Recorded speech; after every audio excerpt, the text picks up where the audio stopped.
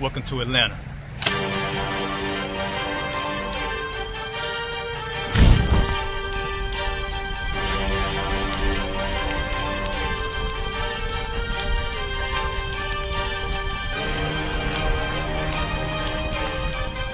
Christ, this Officer 5000, Jeremiah, the camp leader of Atlanta. Passover 2025, starting April the 9th, we got the lamb slaughter. April the 10th, we got General Muhammad's class.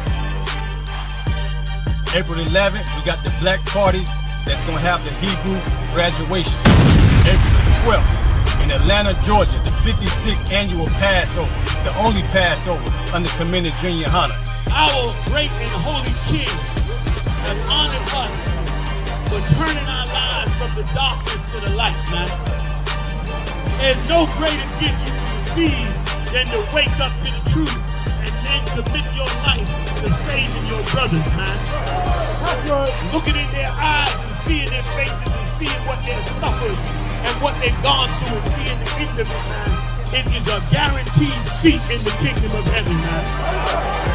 So in the name of our King Yahushua, we dedicate us another Passover of brothers and sisters' lives being saved. April the 13th, we got the Feast of Unleavened Bread.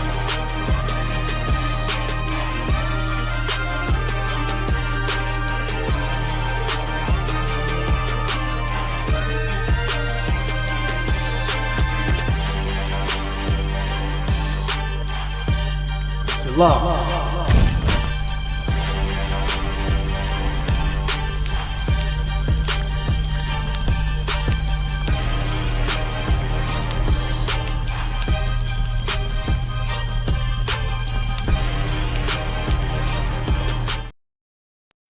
Pastor Troy going all the way up with you, man. You already know. Friday, April 11th at the atrium. Yeah, man. Doors open at 8 p.m. You already know. We're going from 8 p.m. to 2 a.m., man. You already know it's going all the way down. Your boy Pastor Troy, DJ Jelly performing live. And then we getting out there, man, Saturday, yeah, April 12th. It's going all the way down for the Passover. Yeah, man, you already know. At the Marriott Marquis downtown. Yeah, man, we're going from 5 p.m. to midnight. You already know. Hosted by Commander General YAHANNA. Your boy Pastor Troy is going to be in the building, man. Y'all boys holler. Shalom. This year for the 56th annual Passover, Commanding Junior YAHANNA will be offering babysitting services for free for anyone that pays their $200 Passover fee. For paid babysitting and registration for babysitting, please contact Officer Yardan at 773-970-4343. Shalom.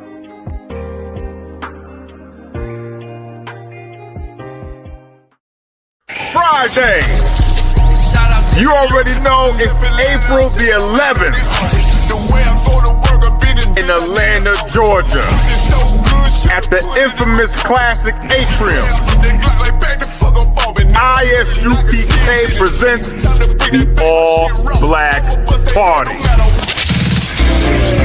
with live performances by Never see another King nigga like Ty. this. Used to have that white bitch popping on the night. 144.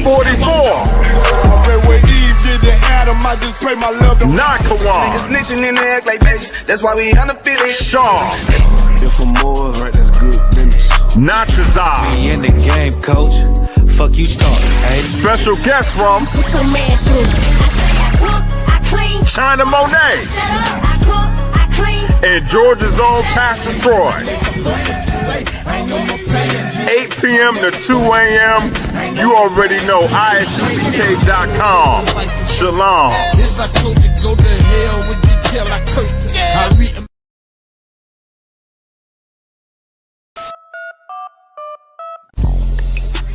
Shalom. The I.S.U.P.K Washington, D.C. school under Commander Junior YAHANNA now has a call-in hotline for any and every question that you may have about the Bible. Unlike the Christian church, we are here to teach the truth about the Bible. Call in and get your questions answered from the real priests and prophets of the Lord. Call 202-989-1950. That's 202-989-1950. Shalom. Shalom.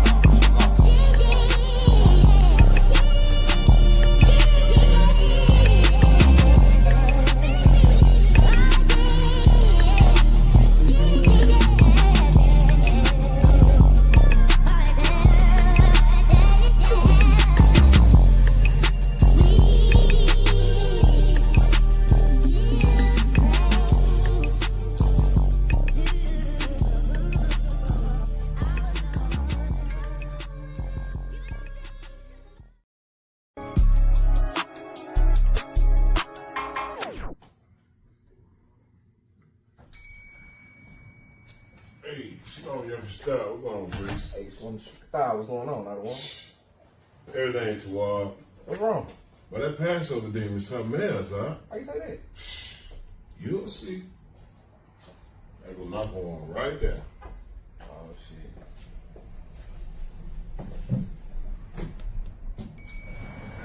Hey, Shalom, stop. Hey, Shalom, style. What's going on? I don't want. You paid y'all Passover fee? Nah, I pay mine in a couple weeks. Probably about 2-3 weeks. I paid half for it, man. Half for it. Con. 2-3 weeks, huh? Ouch! I know you ain't trying to teach class and you ain't pay your Passover fee. I can't teach class out of one? That's on you. Lord be with y'all. Lord be with you. Let's get it. Ooh-wee. Lil Joe don't do nothing. All right. You know what? I'm tired of betting these dollars. Nigga, back 10. Nigga back. Nigga, back. Nigga back.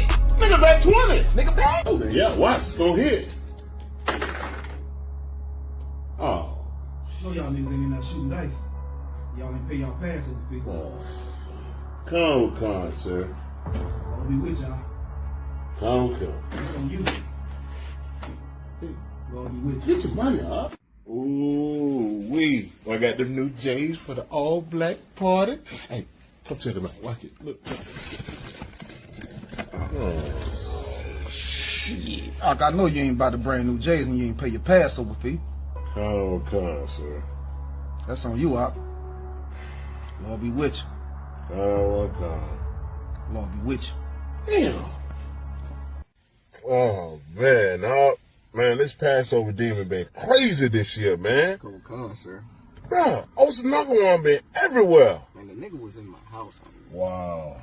Hey, let's just go on and pay this Passover fee right now. Come. I'm about to pay mine now. Yeah, me too.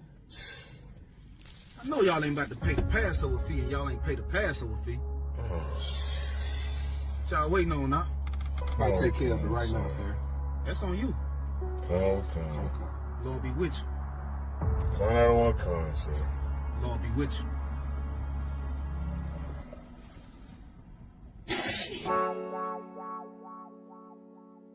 Hey, I don't give a lovely fuck about what them bitches gotta say. I'm a woman West nigga till they put me in the grave. I don't give a lovely fuck about what them niggas gotta say. I'm a woman West nigga till they put me in the grave. I don't care about what they say. Hey. Oh, fuck with my Akima, fuck with my sister, then I got a problem. I'm never gonna miss you. I got 100 hanging out the AR. I got a 50 hanging out the pistol. He says. Hey, listen, brothers and sisters, man. If you like what you hear, hit the subscribe button, man. Subscribe to this channel. And also, please, go to ISUPK.com and pay your tithe. Drop me some cash so we can move around this planet like we need to, man, and do the things we need to do. They're one west. Right, sir, you. We good? Let's clap it up. Yavshin Shabbat Tam. Yavshin Mata Basham Yavshin Mat. No sweat. Yavshin Shabbat. Yavshin Shabbat Tam. What's going on out here? You're good? All right. Scripture breakdown in DC. Holding it down, I.S.U.P.K under command and Journey YAHANNA. We are not affiliated with anybody, anytime, ever in the history of anything. All right. One West I.S.U.P.K, no affiliation. Home of the truth. 1969. Don't get it twisted. Yeah, I mean, we don't beg and we don't peg. Yeah, I mean, we don't beg and we don't peg. You could quote me on that one. All right. So, boom. Somebody line up the CIA story because goddamn. CIA story. Y'all ain't heard about that shit. God, you ain't know somebody done barricade themselves in CIA headquarters this morning. Oh, really? Oh, brother. They got all the intelligence out. Yeah, I mean, the central intelligence. I get that was decentralized intelligence. I don't know. They had whole SWAT teams and all kind of shit out there since about 5 this morning or 6 this morning. Somebody pull it, have it ready on deck. All right. What's up? Bukwash looking at me with the third eye. Come on, you done breaking into the chakras on them one. What's going on? Just knowing the things that I know. I mean, I'm with you. I'm with you. I'm absolutely with you. But I'm just saying, planes stop falling out the sky. All of a sudden, we were about what 3 weeks now, and the interplane, crash. Yeah, I mean, astronauts landing now. Planes ain't crashing. Astronauts just, they're finding their way back to Earth somehow on a Tesla, in a Tesla, right? A spaceship Tesla. And the CIA, you found it?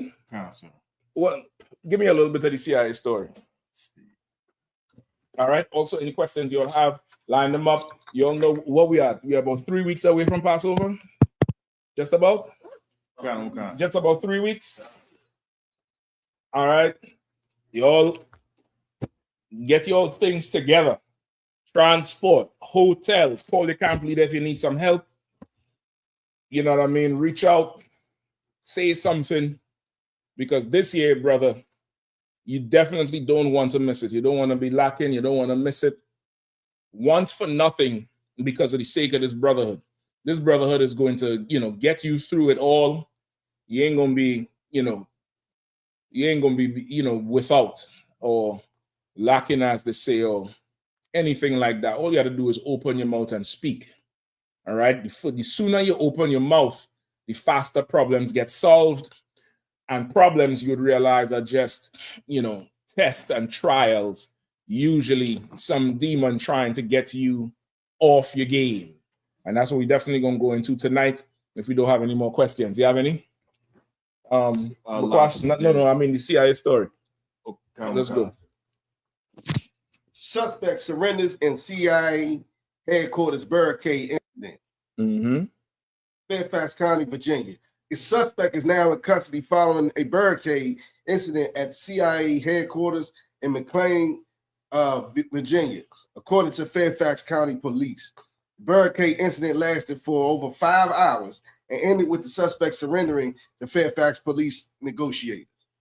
The backstory: around 11 a.m., a large police presence was spotted at the CIA headquarters in response to a barricade incident. During the time of incident, there appeared to be a SWAT team. Arlington County and Fairfax County officials on the scene gearing up, along with other officials gearing down. A bomb squad also appeared to be on the scene as well. Right, and that bomb squad, they had the whole robot out there. You know the robot that they're sending to defuse? They had the robot in the street. I mean, it was a full show arc. It was like, I'm like, boy, I can't wait to get in power. I can't wait to Christ return and give me some little office somewhere, brother. It's going to be so much, Yeah, I mean, pomp and circumstance. That's all I'm saying, because that's all they're doing out there. You seeing them loading up all kind of SUVs I've never seen in my life. They got custom Suburbans, brother. Swinging doors. Little piece on the top of the back door for you to point that rifle through, brother. You can't get that nowhere. You can't go and get that over there by Coons. You ain't getting that by CarMax. Them car sales place if you don't know. Right? You ought to get that from special order. Go ahead. Unless you go like John Malvo and them, just cut it out the back of the computer. No, we ain't going that way. They ain't got power. That's why he had to do that. This one here is ruling in power with national security. I mean, Esau is really in full power in this earth. In full power. And whenever he gets the opportunity to showcase that power, he's not, he ain't holding back. He letting you know what he really have. You know what I mean? That Jimmy Carter funeral showed that shit. That funeral procession alone, brother. Imagine how much millions of dollars they spend on this on a dead body. Its own plane, its own car, security escort shut down the whole highway. Like, he dead. What's the threat? You know what I mean? Like, they're gonna kill him twice? Right. But this is a show of power. You get the point, because of who he is and the government. Go ahead. It's like two things. If I may, I got caught in the traffic jam messing with the funeral. That called the funeral, and they held us there for a minute. But if I may, they pulled up, them just showing power how they pulled up the destroyer, you know, saying about for Latinos trying to come across the border. They pulled up a whole destroyer that could destroy cities. The that's the warship. Warship, sir, just to show the power. Everybody flexing right now. Now is the time of, you know, it's the time of war. This is what we in right now, and this is where we heading, regardless of ceasefires, regardless of peace treaties. You see, they had the ceasefire with Israel and Gaza. Jewish man, the small hat say what? he said somebody said something about a ceasefire. I thought a nigga said something about a ceasefire, and he went and leveled the strip for the new mall. You get the point, for the new Starbucks. Like, it's going to be, you know, this is the season for all of that to be happening, brother. Look for more mess to be going down. You get the point? More mess to be going on. So we're going to get some more on that CIA story. Has it done? If I don't know if they put the whole thing out just yet. Did they say why this person barricaded themselves, like what it was? Or not just yet? Right? Because I damn near could tell you what it is already.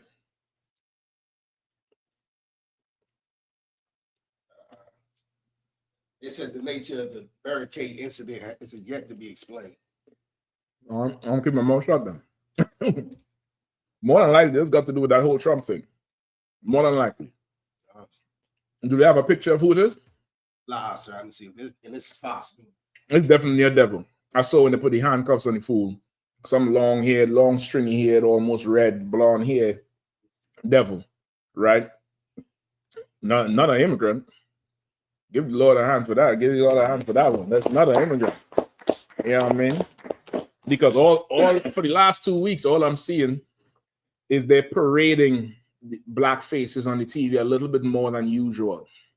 A little bit more than usual. I want to find out, even from the brothers in the other states, in your home states, whether you're in, you know, Nevada or, you know, Minneapolis, wherever you are, is your local news showing stories of the police and the FBI cracking 40 and 50-year-old cold cases, and the suspect is black? I just need to know if that's happening all over. All right, because it's definitely happening in the DC, Maryland, Virginia area. This brother, 82 years old. 82 years old. They kicked in his door yesterday for 40-something or 50-something-year-old rape and murder case. I don't know if he did it or not. But they say, you know, new DNA evidence and this and that and blah, blah, blah, blah, blah. And they kick in his door and they, you know, pull him out. And they had a whole parade press conference about it. And they had his face up and they say, yeah, this is to let you all know that we will never stop and we will not rest and blah, blah, blah, and this and that. And they just have his face up. This brother, 82 years old. You get the point? 82 years old. And that's fine if you want your justice. But when it's time for Christ to get his, don't have no problem. When it's time for that, do not have an issue at all. All right? Okay. Are they saying anything about the CIA thing? Or not yet? Anything on the CIA? Wait, father. Picture or something? No, in terms of the reason. What are they saying to us? All right, no sweat. We're going to leave it at that then. So, all right, go ahead. It's like, if I could, just knowing how, you know, a lot of these organizations operate, there is no way in hell he could have just walked in off the street and gotten. Oh, no, it's not somebody off the street. Concert, yeah. It's not somebody off the street. Yeah, that's what I'm saying. You thought it was somebody off the street? No, I know it wasn't someone off the street, because even the delivery guys have to have a background check.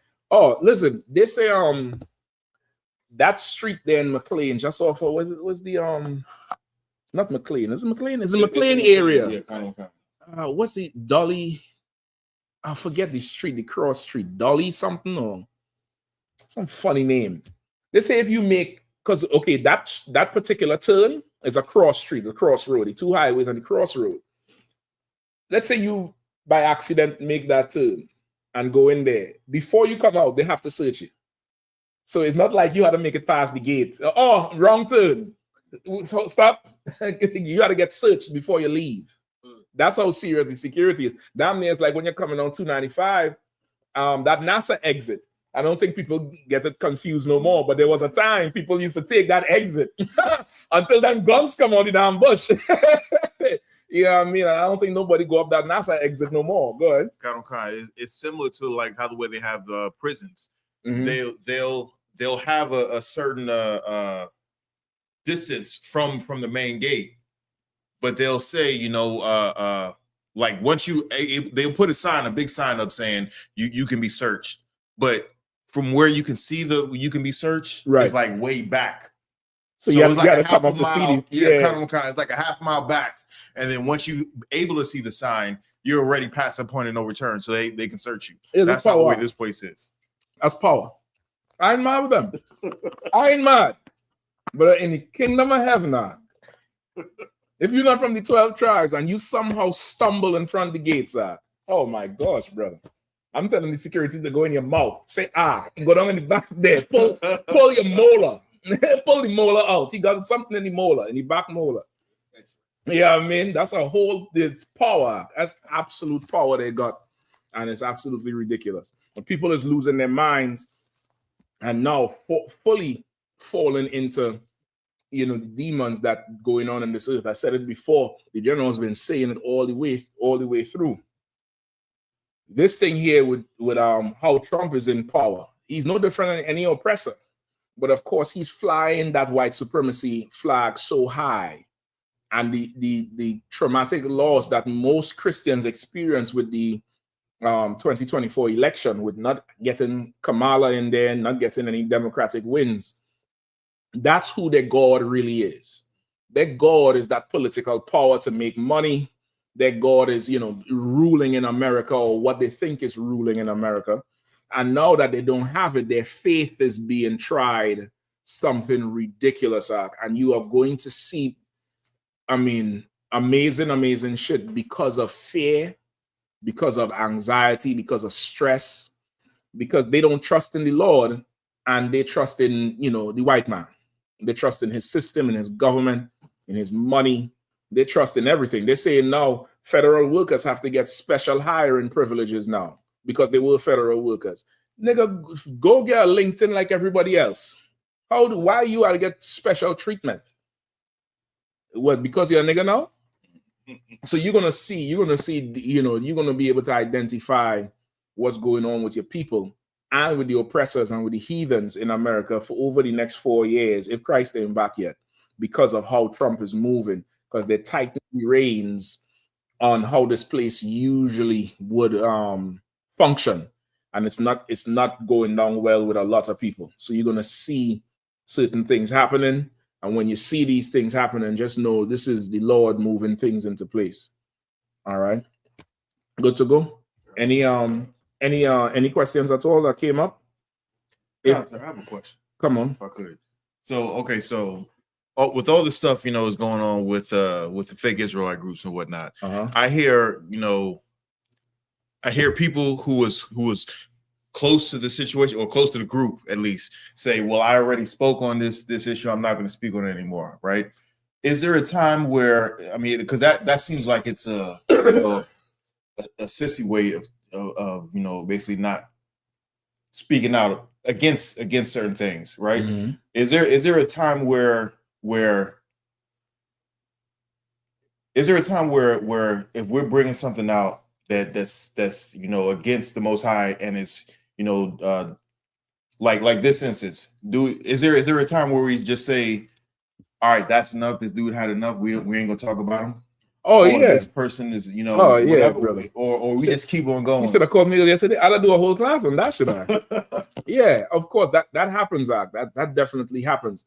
Okay, this is what you got to remember. At the end of the day, we definitely have a job to do, right? And like the general said, you don't have to like us. I'm talking about taking his statement and putting it for the whole school. But he said you don't have to like him, but just don't get in his way. It's the same principle. It's the same thing. And in times past, Commander General YAHANNA has given a stay order about attacking these groups. He has given that stay order before, like, all right, they had enough. Leave them alone. Don't sweat it no more. But this time, he said he don't give a rat's ass. He said, fuck it. Y'all do what the hell y'all want to do. Just show up for camp. So my advice to you are, Just get it in now. Just get it in, whatever you want. Get your 2 licks in, whatever it is. Get busy because it might come again. It might be the stay might come down again. Just get it in, and just remember, if the shoe was on the other foot, brother, they would not stop. They would not stop. Go ahead. And Salaki, one more thing. Also, too, the purpose of that is to discourage future action like that. You get the point? It's to discourage it. It's to let you know I told you so. It's to, again, vindication for all the evil they say about us. All the evil they say we are, or we too harsh, or we too this, or we too that. And that I listen to them because they so and so. And I hear y'all, but I like how their spirit is. But like that peg in your ass too. Like that shit all the way. Like that peg in your ass, like you as a man, your breath smell like Durex. That's oh boy. Don't come in front of DC camping. Don't come in front of DC camp with that condom breath. I'm gonna let you have it because you're effing up the work.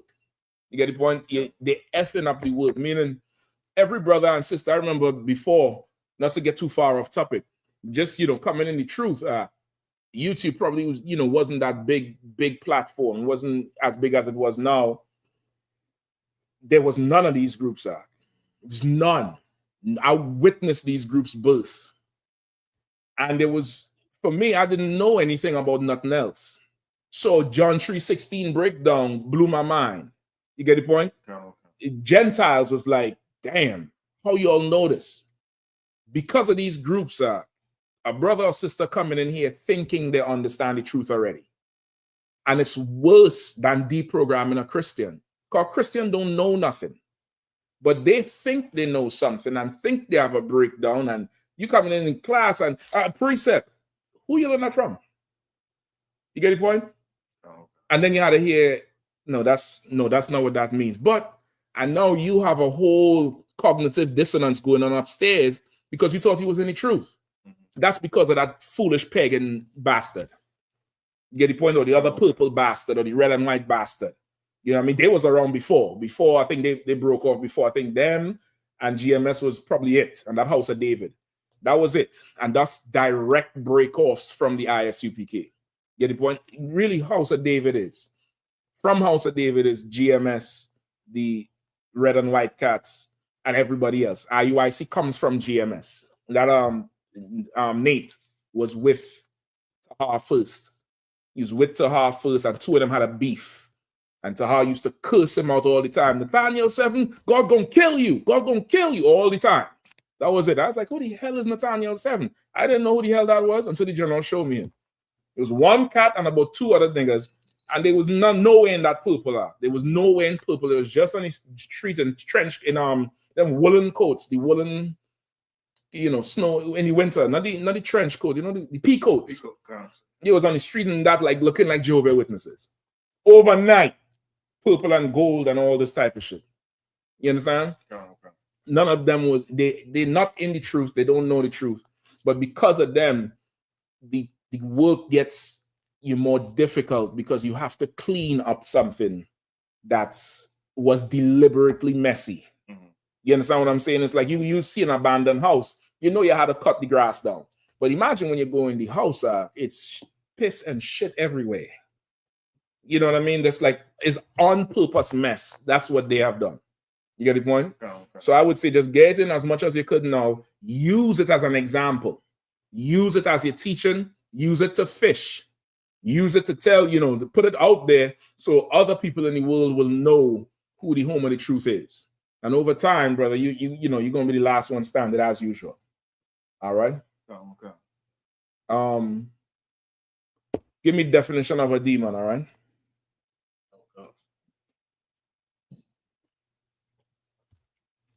Just give me that. Give me a demon, ESO's definition dictionary or Google. Let's start with that. Okay. Mm-hmm.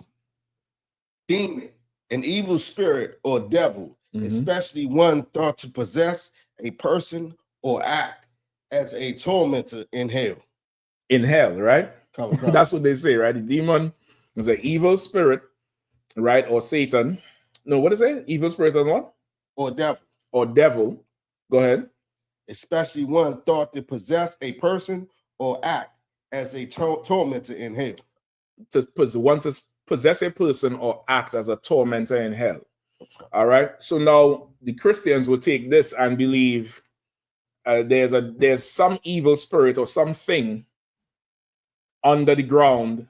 Slack, the brother passing something under the ground, tormenting you as it's in a place of full fire when that shit don't exist. Right? That shit does not exist. There's no place under the earth that's full of fire, that something with a pitchfork and a tail is going to harm you and torment you, right? Now, where you read that from, Shepard? Webster's or something? That's right. Just Google. Bukawash, what you got? Go ahead. Got an evil spirit, a source or is agent. This Google or this is Webster's? This is Merriam-Webster's dictionary. Webster's, I'll take that. Go ahead. Khan is an evil spirit, Mm-hmm. then a source or agent of evil, harm, distress, or ruin. And then source or agent of evil, harm, distress, or ruin. Go ahead. And then it has one a supernatural being whose nature is intermediate between that of God and that of a human being. Oh boy, I find them definitions change. Like, I think they listen to the UPK. That's all kind of accurate right there. He said there's an intermediate, the demon is an intermediate between God and humans. Between that of a God and that of a God and a human. That sounds kind of like what we teach her. I need to see one of these old dictionaries and see what the hell they say. I think we have one in the camp. Right? So a demon is not what you see on the television where is something with a pitchfork and a tail or some ghoul. That's not a demon. A demon is a servant that works for the Lord through Satan, because Satan works for the Lord, and the demon's whole objective is to fail you in your test. He's looking for everything that you can do wrong and trying to make you do it wrong. You get the point? Okay. Now, in failing you, he is trying to get you to do two things. What are those two things? All right. Still hold the definition. We're going back to them, all right? Okay. What are the two things? Go ahead. Make you break the commandments. Okay, I'll take that. There's another way, another answer I want to make it more succinct. Go ahead, sister, grab it. Get your. Does it leave the truth? Leave the truth. I'll take that too. But what if you're not in the truth? Like that person in the CIA this morning. They ain't in the truth. Well, you sure as hell they got a demon on them, man. They got a demon on them. What about the ones that y'all heard DC now pass a law where they could go after you if you have out-of-state tags and you get tickets in DC. Before people, Buklash look up like, what? Since yesterday. Now, about 2 or 3 weeks ago, DC now is suing you if you have unpaid tickets and you have out-of-state tags. Because of how DC is, it's not really a state, it's very small. It's transient. People come through here from all the time, and shit, I ain't going back there, so I'm paying that ticket.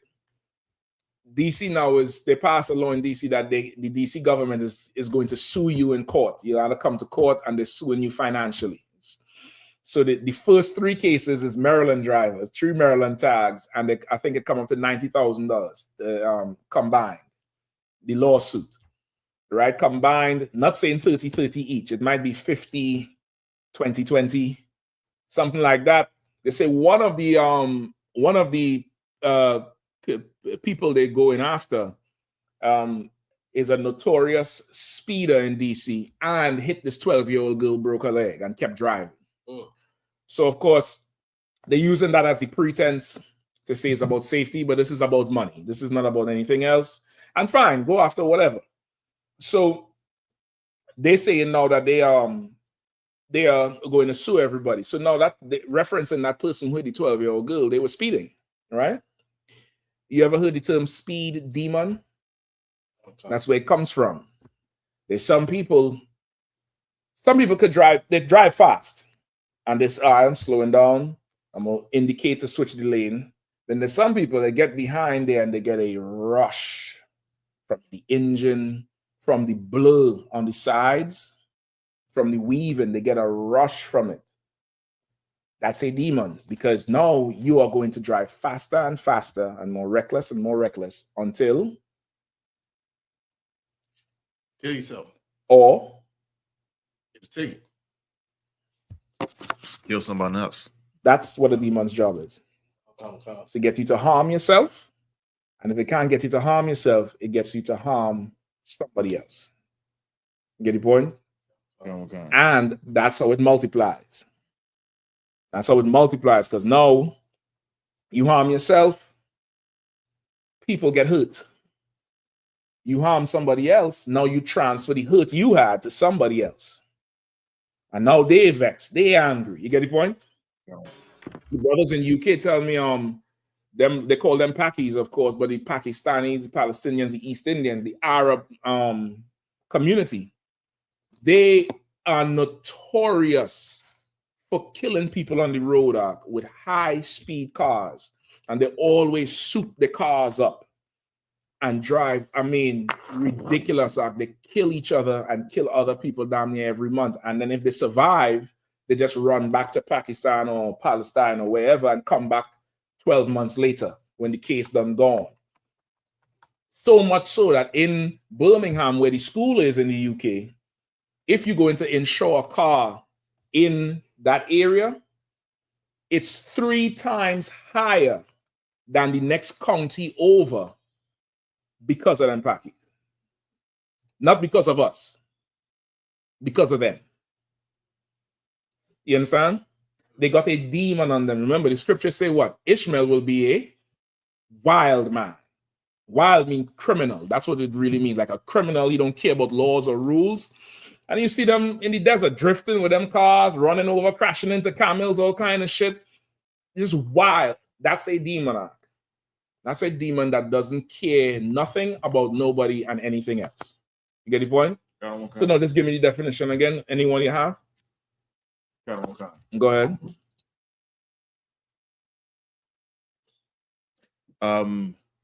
Evil spirit, source or agent of evil, harm. Right, an evil spirit. So a spirit is what? A spirit it could be described as a general vibe, or there's a certain way or culture, or yeah, that's the best way, or a certain way or culture, or a way of doing things. That's what would be a spirit, like the Christmas spirit. There's certain things you just do around Christmas time, man. It's Christmas. Nobody get angry. All the family you hate every year. Hey, listen, man, Merry Christmas, man. Shit. Yeah. Y'all have a blood feud going on 11 months out of the year, but just this weekend, y'all could get together for some pork. Get the point? There's a whole spirit behind that. There's a spirit for homecoming called the what? School spirit. Right? So it's a way of doing things. It's a whole vibe. It's just in the air. Go ahead. Washington Commander spirit. Forget about it. It's still out. I almost said, let's go Spence. You get the point? There's a whole spirit around the sports and the football and the tailgating spirit. There's just things this is how you do it, right? That's a spirit. So now there's an evil spirit. There's something that's, just going around that's not of the Lord. This thing is not of the Lord. And that's one of the first things in identifying if this is a demon or not. Because this thing here is definitely, this is not what the Lord wants. You get the point? This is not of the Lord. This is not, this is not what he said. This is not what he taught. You get the point? That's how you identify it. And that's how you begin to fight it, because we know what the Lord's spirit is. And the Lord's spirit is opposite of that, which is why we say we're not affiliated with them fake Israelite groups, because they house demons. They give demons a home to live in. They give demons a home to live and multiply and thrive and grow. That's what they're there to do. And we have to be totally separate from them, just like the Christian church, just like the Muslim mosque. We got to be totally separate from them because the spirit in there is not of the Lord. So what happens in there is a demon's playground. You get the point? Okay. And that spills out into life, into the street, into the public. You could see it down there. You in the truth long enough, you'd start seeing it on your roadways. As you driving and moving, you could just tell that this guy have a demon. Because you're seeing him in your side, you dipping and zigging and zagging, and he, blow past you, nearly touch your fender, and now two of you all at the red light. You can't even sit back. And in the car, they have a demon, a speed demon, or whatever other demon they got. But that thing is going to now make whatever action you're taking seem right. And you are going to be totally sold into your action, but it's not right. You understand? Okay. That's what the demon does. That's what it's doing. That's what its job is. So let's get some examples up. There was more? There was another one that was of particular interest. Mm-hmm. It says one that has exceptional enthusiasm, drive, or effectiveness. Say that one more time. One that has exceptional enthusiasm, drive, or effectiveness. Okay, that wouldn't be the context here. That probably be the context of how you say he's a beast. Get the point? Or he's like a demon on the field. Okay. Enthusiasm, drive, and effectiveness. They'll probably say we full of demons. They see us on the street, which they do say. Right? Go ahead. You got the same thing on this one. Come on. Where it says a forceful force or skillful performer of a specified activity. So that's demon in terms of context of saying he's a beast. Right. You know what I mean? Or he out there like a demon. That's a different context. This one here is the thing that destroys you and destroys other people and what we fight against. You get the point? That's what we fight against. That's what we defend each other from. You get the point? That's what we absolutely defend each other from. And it's so heavy that you asked that question in the beginning about these groups, because mocking them into shame, mocking them into the earth, talking about them, chastising them publicly in the most raw way is defending each other from that demon. You get the point? Because as a people, we tend to have affinity with anything, with a tree, with a rock. We tend to, want to, build a bridge or a relationship or have something in common. And you have to have either that thing in you to stop you that's going to protect you from that, or have somebody who is going to shield you from that thing. You get the point? And that's the spirit that's in here. We don't affiliate with nobody. Well, why you all don't just come together? So we could be sitting down in the council and smelling, feces. Somebody fought? What's going on? Because some nigga leaking from all the pegging he doing in the chair? That's what you want? That's what you want from us? Oh, I get too raw, because you're looking at me like, Cap, what the hell you talking about? I'm telling you why we not affiliated, nigga. Imagine imagine he go up on the podium, you following him. Sister say, Sister say, Yes, correct is right. That's why we can't be affiliated. We can't have no brotherhood and friendship with you and none of that shit. You get the point? Ain't nobody harming you. We not the same. We not the same. You are filled with demons. You're full of it. And you don't want to get rid of it. So in here, we form that hedge, that protection. The Lord's Spirit is what we adhere to and hold on to. All right? Come on. Like also Warren said, that chair is unclean. Shit, that chair had a burn on it. That chair had a burn.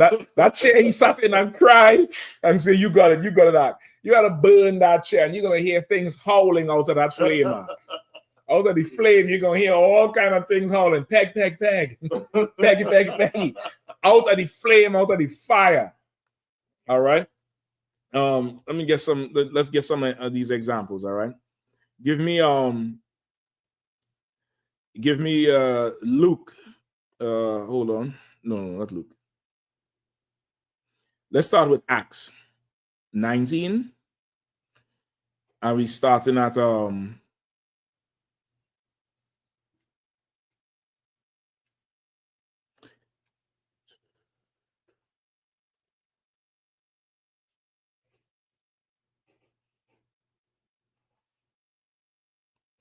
let's start at 11.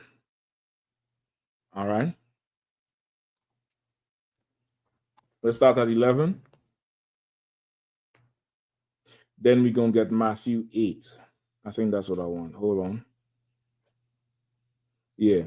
Let's get Acts 19 and start at 11. Go all the way down to 16. All right. Shepard, I could you could cut this back here one. I think it's just one you need, all right? If you don't mind. Because you want to go ahead and start it until he Acts 19 and 11? Yeah, let's start at 11. This is Acts chapter 19 and verse 11. Mm-hmm. And God wrought special miracles by the hands of Paul, so that from his body were brought unto the sick handkerchiefs or aprons, and the diseases departed from them, and the evil spirits went out of them. Right. So now this is as Paul is going out and teaching the Israelites, who they would call Gentiles, scattered in Asia Minor. He's doing miracles as Christ said would happen. Christ said, you, all these miracles, you're going to do greater than. That's what he told the disciples. You're all familiar with that part, right? So now, even just like with, you're familiar with when the sister touched Christ's garment, right? When she had the issue of the blood, just like that, they bring in parts of the garment that Paul had, and people is touching them and getting healed. And the demons is leaving them, the evil spirits. That's what it's saying, right? Read it one more time. Verse 12. So that from his body were brought unto the sick handkerchiefs or aprons, and the diseases departed from them, and the evil spirits went out of them. And the evil spirits went out of them. Even the plagues, the ailments, they are also demons. Right, Jeremiah Hyman taught us this long ago. I think this was Capital Heights days, where if you could see in the fourth dimension, when somebody is blind, you would see like a demon on them doing this. Somebody who is mute, who they would say ignorant, they would say they're dumb, they can't speak. That's an old school way of saying it. But they're mute. You would see a demon covering their mouth. Somebody who is wheelchair bound, you would see a demon on them, keeping them down, like they're trying to get up and they can't. Right? And of course, in the physical realm, you're gonna see what? The muscle atrophy. The optometrist gonna tell you something about their retina or whatever else. But there's a demon that done took a sword in the spirit and done put their eyes out, so they can't see. You get the point? Remember, Christ said, "What is loosed on earth is loosed in heaven. What's bound on earth is also bound in heaven." So now, if it is that you are, again, you have those afflictions, there's a demon giving you that ailment. You understand? So now for you to get healed, it's going to be loosed on earth for you. And that demon is going to be cast somewhere else or bound somewhere else. You understand? I'm trying to confuse nobody. There's no such thing as, the boogeyman, Candyman, whatever you think. You get the point? That's not what this is. This is something totally different. A totally different thing. So now this is Paul going through, and people are getting healed and running through, and brothers is doing miracles. All through the Bible, you have brothers doing different miracles that happen. I believe even Moses, when Moses split the Red Sea, you had, I think Joshua came behind and split another river. It was Jordan or something. Moses wasn't the only one to split the sea. That's the most famous one. But it happened again another time. So you'll see in the Bible where brothers have spiritual power, which is why we pray for spiritual power. You get the point? And even as far as this world goes today, the Israelite school of UPK, hands down, without a doubt, produces and raises priests and prophets that do have spiritual power. Because when we go on that street and paint that picture and teach, the demons get up off of people. You see it in a battle. You see it right at the beginning, and by the time the end, somebody either humble down or agree, or some sister done broke down and cried who was saying and kicking over stuff before. You see it all the damn time. Come on. Sorry, if I could, I was just talking to the Hebrew Academy class about one of the incidents when Commander General YAHANNA came down to DC, and there was a brother, Jake, that was walking by. I saw, you know what I'm saying, the demon talking to him. Well, he talking. Well, no, he was walking by. He was talking crap. He was walking by. Right, but he's talking to himself, but he's talking to the demon. Kind. Exactly. And then I see his body change. He kind of like looked back, and then he looked at me. I'm looking at him, or he's looking at the camp, but I'm looking at him, and I see him agreeing with the demon, and then going and doing what he told him proceeding to do exactly whatever the demon. And by the end of it, the general done cut it. Cut all the wins, and I done been in council command and I done did it. That one, brother, that camp changed me. That camp with them Muslims where they was throwing shit. You all didn't see that footage. They was throwing batteries, cans, bottles. If you watch the video, all of us have our war belts off. Them days everybody is in the long garment. Brothers took their war belts off because it's like we going to put these fools into the ground. Brother, and the general said, I ain't letting nobody sell you no drugs because you a black man like me and it's worth something. Of course, he yelling on the corner. Brother, the corner got quiet. If you watch the tape, just for like about 3 or 5 seconds, the whole corner got quiet. And then you hear this older sister who was on the corner start clapping. She's the first one start clapping. Brother, I decide, I just look up like, what he just do? Hey, brother, he done exercise the whole corner. They was out there talking about they're going to draw their guns, they're going to call whoever, and the general going back and forth with them. And then he said that and cut the whole spirit on the corner. So as far as this world goes today, there is full-out spiritual power in the UPK already. But there's a more magnificent one that's getting ready to come. It's getting ready to get delivered and dropped fully, if it ain't already here yet.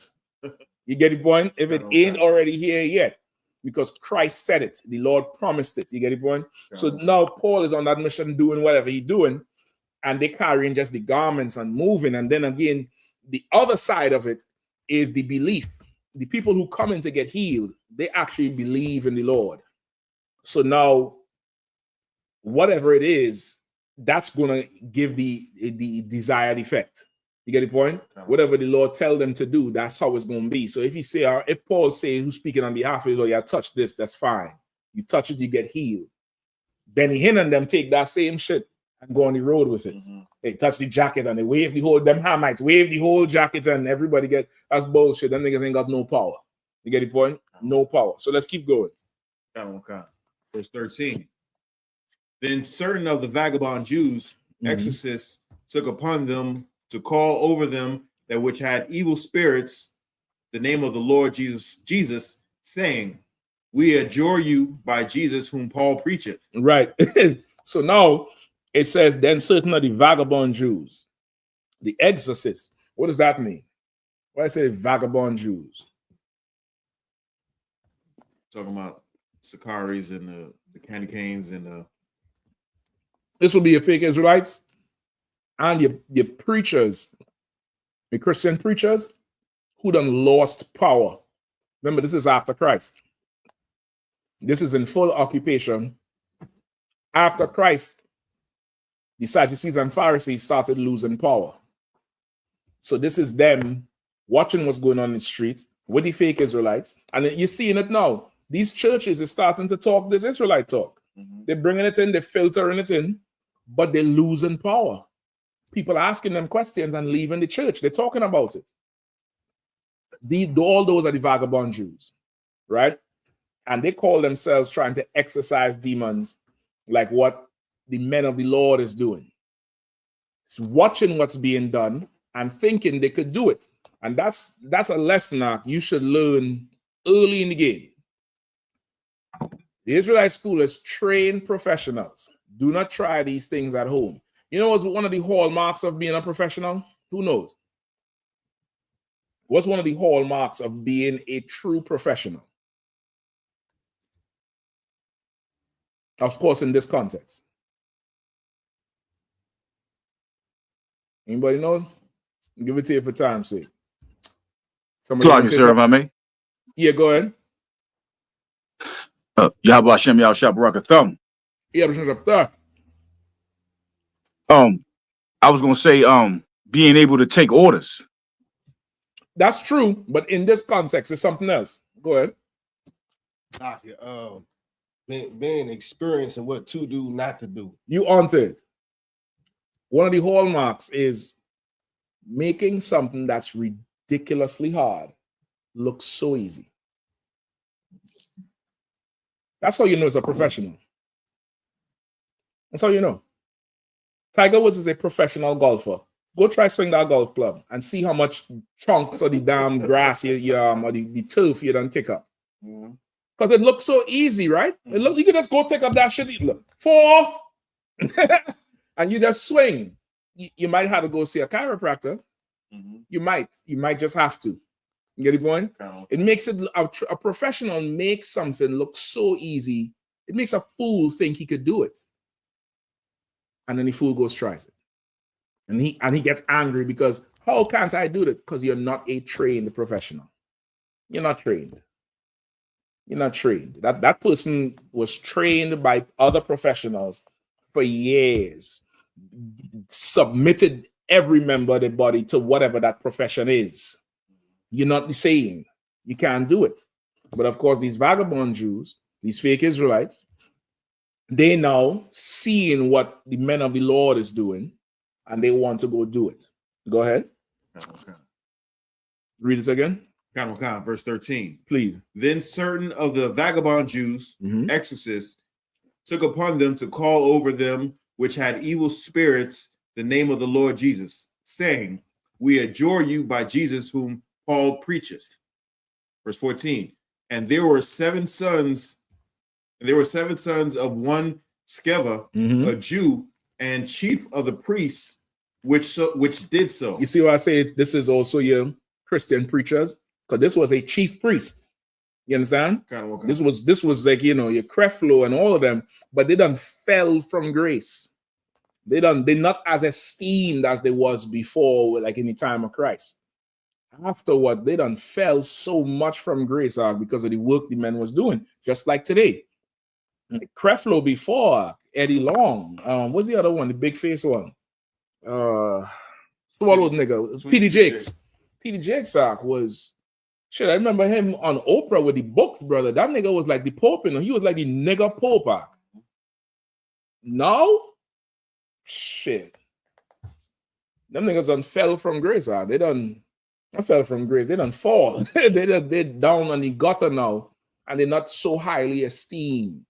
They're not so highly esteemed. Al Sharpton at one time would walk on the air. A few years ago, when they had the Freddie Gray incident in Baltimore, he went down there, brother, and they ran him out. They cursed him all the way to that SUV and told him leave and don't come back. Don't come back. Because why? They're the vagabond Jews now. Get the point? They're not in that seat no more. They don't have it no more. They don't have the people no more, the air of the people, but they want to do something to try to get it back. They want to do something to try to get it back. And you'll see, what happens when that happens. Go ahead. Verse 15. And the evil spirit answered and said, Jesus I know, and Paul I know, but who are you? Who are ye? And who are ye? But that evil spirit, they saw what Paul and the men was doing. They see what the disciples of Christ, Peter and all of them doing. Of course, Peter them not here, but they're doing the same thing. And they now want to do what they do. Just like them, that Sakari fool. Get it? I told you I have a whole hard drive. They ain't new to me. Listen, I knew about that group since they used to go to camp in shorts, in short pants, and you see like the curtain on there, just cut a hole in it and throw it over there. All that t-shirt and shit, that shit is modern. When they just started, I remember they had what they called a camp somewhere in California. Gadal is teaching in a library around the corner. Right? This is before California all the way up. it's just Gadalha and maybe one or two troopers. And the brother leave Gadalha. I mean, not leave him, but the class is over. So he leaves the library and he going around to catch the bus and he sees them. So of course, they just like corner prostitutes call out to him. And the brother stands there and, you know, he's in all black. So they're asking him questions and the brother tell them, listen, well, I can't really teach because, you know, I ain't authorized to teach. And they're like, yeah, that's UPK, man. If it's one thing, they UPK, they discipline. Yeah, man, they be there with them boots and shit. They look raw. They on tape like that. And then to admire the UPK so much and never come in, I don't have no mercy. And then you're admiring by a trooper, the integrity of a trooper. And then, listen, this is not slighting a trooper, but you got to understand that you have that type of power because you stand with the Lord. Get the point? You know, they marveling at your discipline and how you look on the boots. So that shit you see now is them trying to be like us. That whole thing you see with the long pants and the militant, that's them trying to be like us. They would be in camp in shorts, in basketball vests, wife beaters. All you with that Sakari t-shirt and the fringes on it and the purple shirt. Bullshit. You get the point? They just vagabond Jews trying to do what the men of the Lord do. Trying to do it. And the demon pegged them.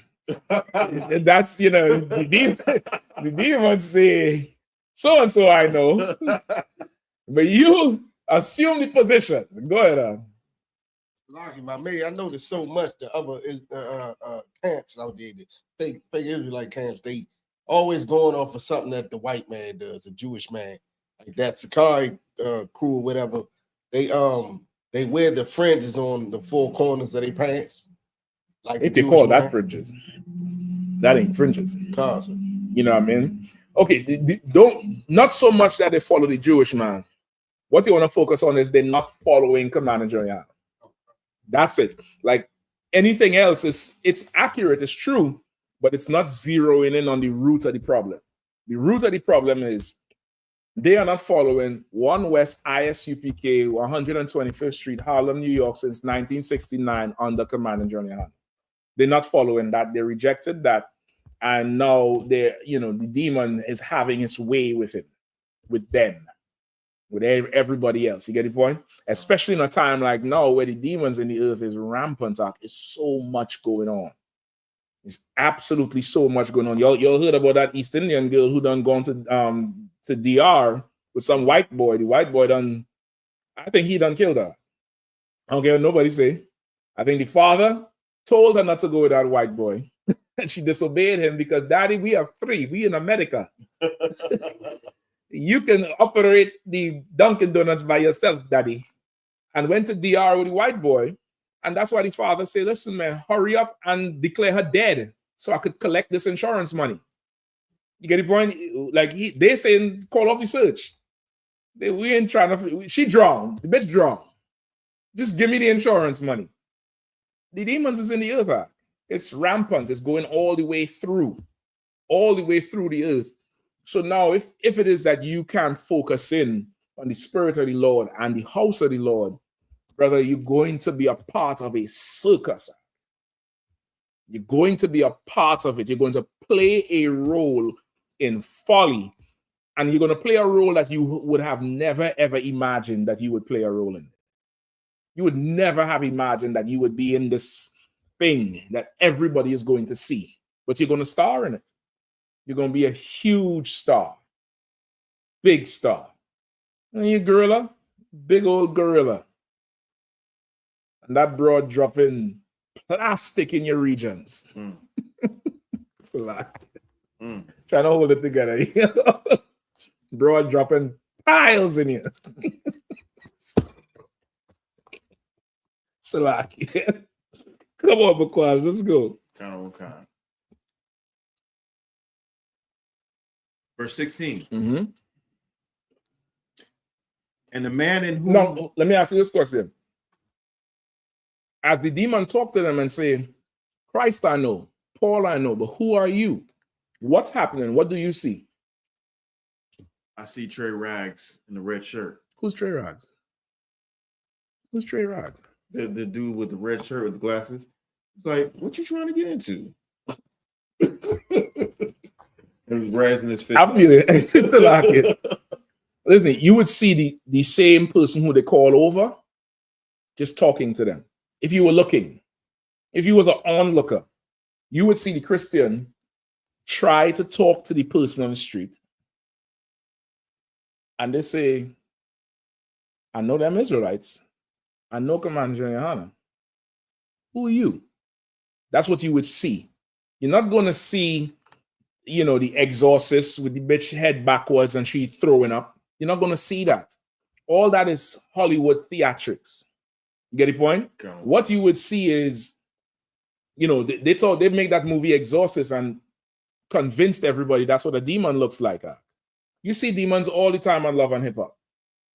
Basketball wives, housewives, they're fighting until the whole screen got to get blurry because they're naked on their legs akimbo, fighting and punching each other. And then they cut away till they sit down there looking nice and prim in their dresses, full of demons are just filled with it. You get the point? You would see a normal person talking. But this thing that's talking is not the person. It's not the person speaking. It happens a whole lot with brothers and with sisters and with a brother and a sister who married.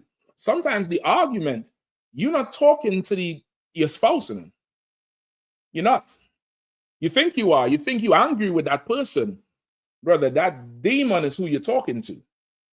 And at first, you wouldn't even know it. You wouldn't even know you're speaking to a demon. You think you're talking to your husband or your wife.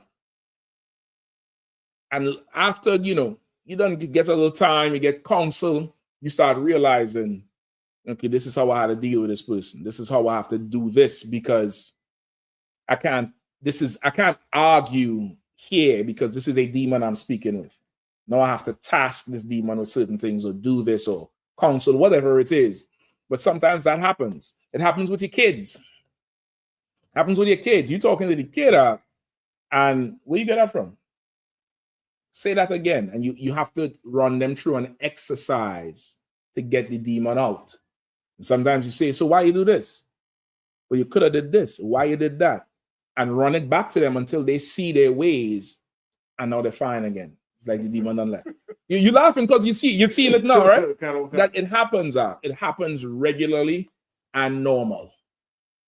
It happens regularly and normal. Normal as could be. One brother giving me a story. He work in transportation, and he moving this vehicle and or train or something, whatever it is he driving, and brother come on the damn vehicle.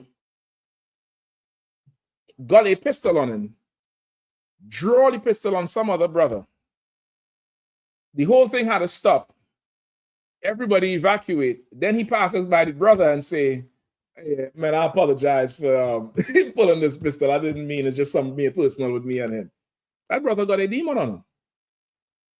He got a full out demon on him. You understand? Go ahead. What's going on? Now, it looks like there's a demon in the chat. That's fine. That's why we did in the class.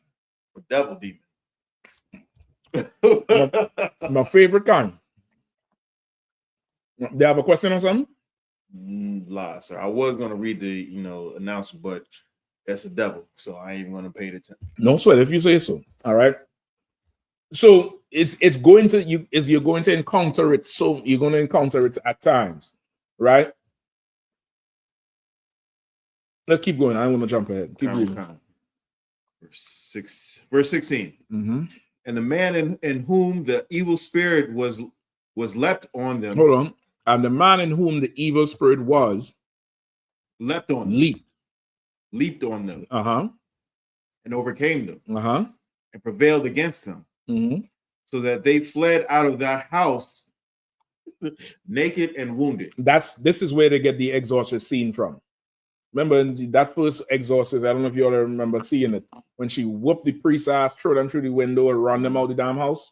This is it. You hear the point? That demon started to beat them because they don't have no power. They don't have no power from the Lord. they take power unto themselves. You understand? And got put to shame. Now, what you would see is just somebody talking to somebody, and then he or she just bug out and start whooping their ass. Straight up just bug out and start tearing them out the frame, and they can't do anything because they don't have power to do it. They don't have any power to do nothing about nothing. Come on. Like, I mean, it was one class Officer Kazak was teaching, and there was a brother in there, and he knew he was Israel, but he wasn't. I don't think he was with anybody. He wasn't gathered with nobody. I could be wrong about it, but anyway, he said he was teaching the brother something, and he ended up getting into it with him, and the dude punched him in the face. And I just happened to mention, like you said earlier, like, we train professionals. You shouldn't do that at all. Yeah, you should not do that at all. You get the calls all the time. Remember, again, another story is young and true, very young, probably just became an officer. And in fact, yeah, the order came down from Commander Jeremy Hyman, called me and told me the tapes have to have that disclaimer on it from now on. Because some sister called the school. She's been telling her husband about the school. He watching classes. He decides to go on the street and teach himself and get stabbed. So the general is like, you have to put that disclaimer on there because every fool is going to hear one breakdown and think he's Moses. And he's going to find out he's not. You get the point? Okay. So it's again, this is a profession. And you should not attempt to do something. I'm not going to go and try to be a window washer. I don't know nothing about, setting the cable and the basket that they wash the windows in. I'm going to fall off the damn building. There's professionals who do that thing. You got to respect people's profession. This is a profession that's ancient and old and only for the discipline. If you don't have the discipline to do it, you should just be a student until you can do it. You shouldn't go try to do it because the demon is going to overtake you. All right. So this is just one example of it, right? And that's what you would see here. Now, give me another example. Give me Matthew 8. All right, let me know if anybody on there with questions too, all right? Okay. Come on. Go ahead. What was my question? Question. Oh,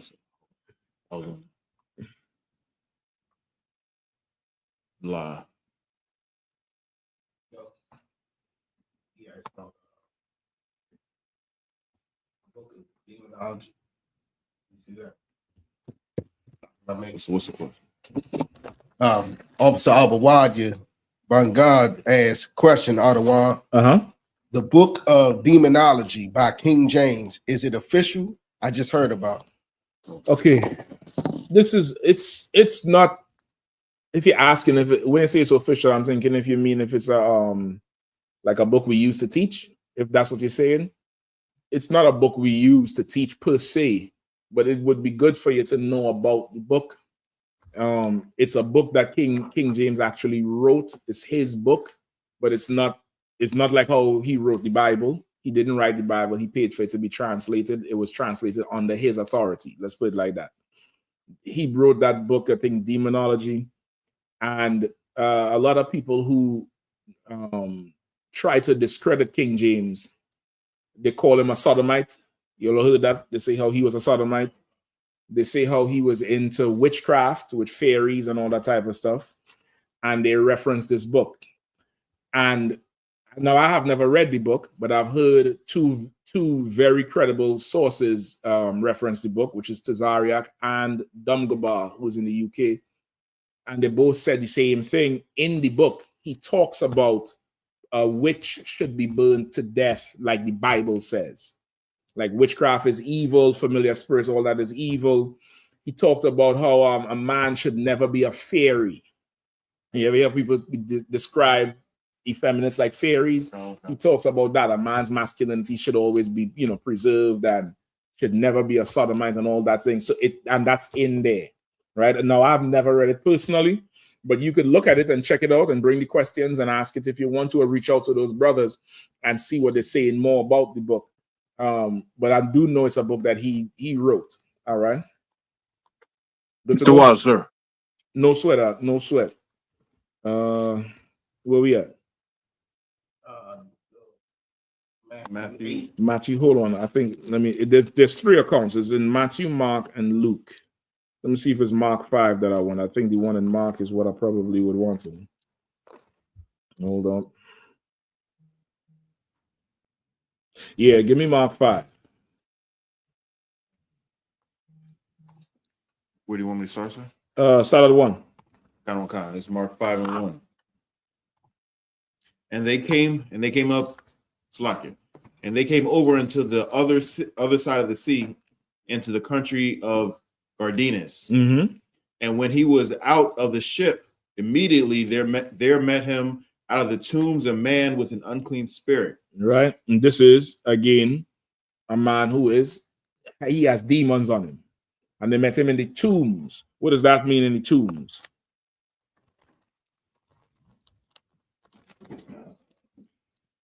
Salakia, sir. Go ahead. Does it mean the graveyard or the cemetery? The graveyard or the cemetery, right? The graveyard, the cemetery. That's probably the best place for it. I think anything else, you wouldn't have access to, which is what's called them things where they put the bodies above ground. It's like a building and they put them in mausoleum. Mausoleum. That's it. I always want to say Muslim, but I know I'm ignorant of shit, right? That people wouldn't have access to that, and the mausoleum is kind of posh, like you're going into a hotel down there. But the tombs is the graveyard or the cemetery where, like a regular cemetery is not kept on a regular basis all the time. Some cemeteries are very well kept. Other cemeteries, you got to cut the grass to find the tombstone out, to find the plot. Mm-hmm. And imagine there's a man living there. And in Israel, the cemetery is what? Unclean place. And where is it usually?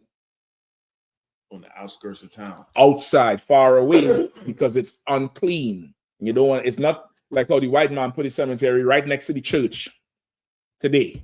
And in the city block, there's a cemetery right there. Mm-hmm. Right? The cemetery would be far away, outside of the common area. Like really, the cemetery should be somewhere on 295, if you want to picture it in your mind. Somewhere 25 minutes out of DC, somewhere on 295, there's an exit off the highway, and that's the cemetery. So there's no way you're passing through it, you ain't walking through it. We have cemeteries everywhere. Some people have to walk through a cemetery to get to the other side, or else they have to pass all the way around. You get the point? It's not like that. So now this guy, he's living outside of Israel, in his lonesome, filled with evil spirits, filled with demons, and he's sleeping where dead people are. That's supposed to let you know already the frame of mind. You get the point? Where he's vexed now with a demon. The demon is all done took him over. That's where they get the whole concept of being possessed from. It done took over, took full inventory of him. All right, go ahead. Verse 3. Who had his dwelling among the tombs, and no man could bind him, no, not with chains. Mm-hmm. And no man could bind him with chains. Meaning what? Like how you would try to imagine you arresting somebody. You have somebody in a cemetery, right? And I believe disturbing a grave is a charge down here in any country. You can't go disturb a grave. You can't dig up and deface a grave, nothing like that. So you get caught in a cemetery, you got to explain yourself, or else you could get charged. So imagine he's in there and they probably try to subdue him, to grab him. But they couldn't even bind him up, not even with chains. They couldn't even do it because he would break them. He would break them. And to really understand this, to really appreciate it, you would damn near have to encounter somebody who is in this particular state, right? Growing up in the Caribbean, we would have what we call madmen. You say he a madman, and they would usually be what we call a vagrant, or somebody who's for America, you would say that person homeless, but it's a difference, right? It's a difference with the two areas. Like a homeless person here is somebody who can't afford to live. In the Caribbean islands and in Latin American countries, a homeless person usually is somebody who had a horrible interaction with drugs. And it's not that they can't afford to live, it's they can't live home no more. That's usually how it happens. You get the point? Because they done stealing everything. People put them out, and the drugs done take hold of them, and they're on the street. And they just yelling and raging all night because the demon done took them now. You get the point? It's not like somebody who can't afford to live. Like America makes poverty a crime. You understand? Other countries, it's somebody that person has a serious problem. Now, of course, being homeless long enough, you're gonna start to lose your goddamn mind. So you're gonna find some people with mental problems. But usually in America, there's people who go into work from a shelter. There's some people that sleep on the street. They find a gym somewhere, bathe, or some sink in a McDonald's and clean themselves up, like that Will Smith movie, right? That's more that homeless. But this thing here, so that person is not mad. They're just in an unfortunate situation. What I'm talking about is this: he's not there no more. He ain't there no more. He or she, they're not there no more. And I've seen that growing up, where this nigga that's mad. He insane. He's not there. Go ahead. Like if I may, on my slavery, I see about 5, 6, 7 of those every night. What you talking about? They mentally ill and they've been out there so long, they just all the way gone. Then and the second thing you said, I saw a devil who was homeless and he had all the excuses in the world. He said, I shower every day, all this, that, and the third. But I had talking to him, he was like, well, I was working a minimum wage job and it burns all of my energy. I said, poor you. My people was slaves for 400 years and we got to work 16-hour job. He made me mad. I went all the way. You might want to tell him, like you just lazy and you cow. No, listen, listen, brother. I'll help you out. You have to encourage the employer, the slave. Like, why are you telling him he's lazy? You should tell him, listen, man, you need to go condition yourself. Because I have a job for you in the future that is going to burn. What you say, it burns his energy? Yeah, it's going to burn his soul. The job I got for him is going to burn his fingertips. It's going to burn his lips and his mouth. It's going to burn the roof above his tongue. You get it? When you have to let him know his future, you ain't help him out enough, Shafat. Right? But so you get the point. Like that's what this thing here is. This person sleeping in the graveyard, away from everybody else, unclean, and what's on them is causing them to do unhuman things, like break chains. You get the point? Sure. The closest thing you might see to that here is a nigga on PCP. That's what you're about to say, right? You done seen that before. Some nigga on PCP get good and wet, them cops come and put the cuffs on them. You get in his head with that baton, that shit ain't doing nothing. Nothing. Punching through glass, running, get hit by a car, get up, running some more. That's that thing. That's more so like what I'm talking about. Back in the Caribbean, it would be somebody who's has had a drug problem and they just ain't there no more. They're just destroyed. They're gone. And that's an example of that thing there. Go ahead. Okay, sir. I was talking to this one homeless brother, and I don't know why I stopped and talked to him, but I talked to him and I talked to him for a minute, and he was like, the hardest thing about being on the street is that nobody sees you, like nobody wants to even talk to you or even look at you, right? And like that kind of like drives you kind of crazy because there's people you see people can talk to you, but they choose not to. You know what I'm saying? They go the other way, and that kind of would drive you crazy. Just like his brothers who's in prison, solitary confinement. They found that it was supposed to be like cruel and unusual punishment over a long period of time because it'll do something to you. They psychologists did studies with kids and babies. If you don't look at them, that's the only communication they have. Looking at your face, they could learn your expressions, learn your eyes. They ain't necessarily understanding everything that come out your mouth. Over time, they'll correlate the words with actions. That's how babies learn. But not looking at that child will drive that child crazy. It'll drive the child crazy. You'll see it even sometimes where the child now is not a baby anymore, but they're probably about 2 or 3, and they're tugging on the person's pants or dress. and they like this, and the person might be talking or doing something else, and it might seem inconvenient to the adult, but that child needs that connection to feel valid. It's a validation. You get the point? And that's how human beings are. Go ahead. It's like this. If I could, I read somewhere where it was like somewhere like a medieval. They did some tests. Mhm. They had two babies. One baby they did everything normal and whatnot, but the other baby they gave strict instructions not to talk to it, not to coddle it, but feed it, change it, whatever, keep it warm or whatever, but don't say nothing. That baby died within 6 months. I heard about that too. I heard something about that same way. Like there's a certain amount of a certain correlation with like a healthy environment and the communication and connection and feeling valid that affects you. That will affect you, and it will affect you psychologically. And anything starts to affect you psychologically affects the hormones and the chemicals in your body. That's how the Lord made you. The Lord made you. You're a machine. Like you drive a car, how the gas and the mixture, the gas and the oxygen ignite and fire, and like there's things going on in your body that keep you up, may bring you down, get you sick, get you healthy. You understand? So all of that is definitely there, and that for sure is where your demons play, because now we'll get to another example. The demons also are controlled by medication. You understand? Which is why when you're a drug addict, which is a form of medicine that's abused, the demons take you over the same way. Or alcoholic. You get the point? It takes you over the same way. Where we at? It's like we are at 5 and 4. Go ahead. Yeah, kind. It's Matthew 5 and 4.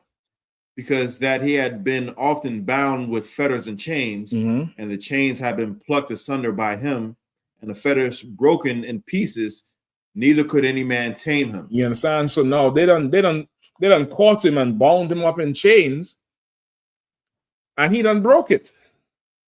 And no man could tame him, whether they hold him down, whether they're checking him, chastising him, talking to him. Nobody could control this dude, get him under discipline. You understand? And that happens so much, and you see it. You're going to see it more on the streets now as this place gets tightened up. You're going to see all these same, bougie Uncle Tom Negroes who don't have no cushy job no more start to do crazy shit. Start to do all kind of shit because they can't feed the demon no more. The demon is uncomfortable now. Now the demon probably actually have to go do something. You understand? And of course, facing that demon in the White House is just going to stir up even more. This is just the time we're in. We're in a time where them horsemen done ran loose, and the Christian church ain't prepared nobody for what's coming and probably what's already here in some states. And the church and the mosque has not prepared us as a people for it, and we are going to lose our minds behind this shit. Going to lose our ever-living mind behind this thing here. All right, go ahead. Verse 5.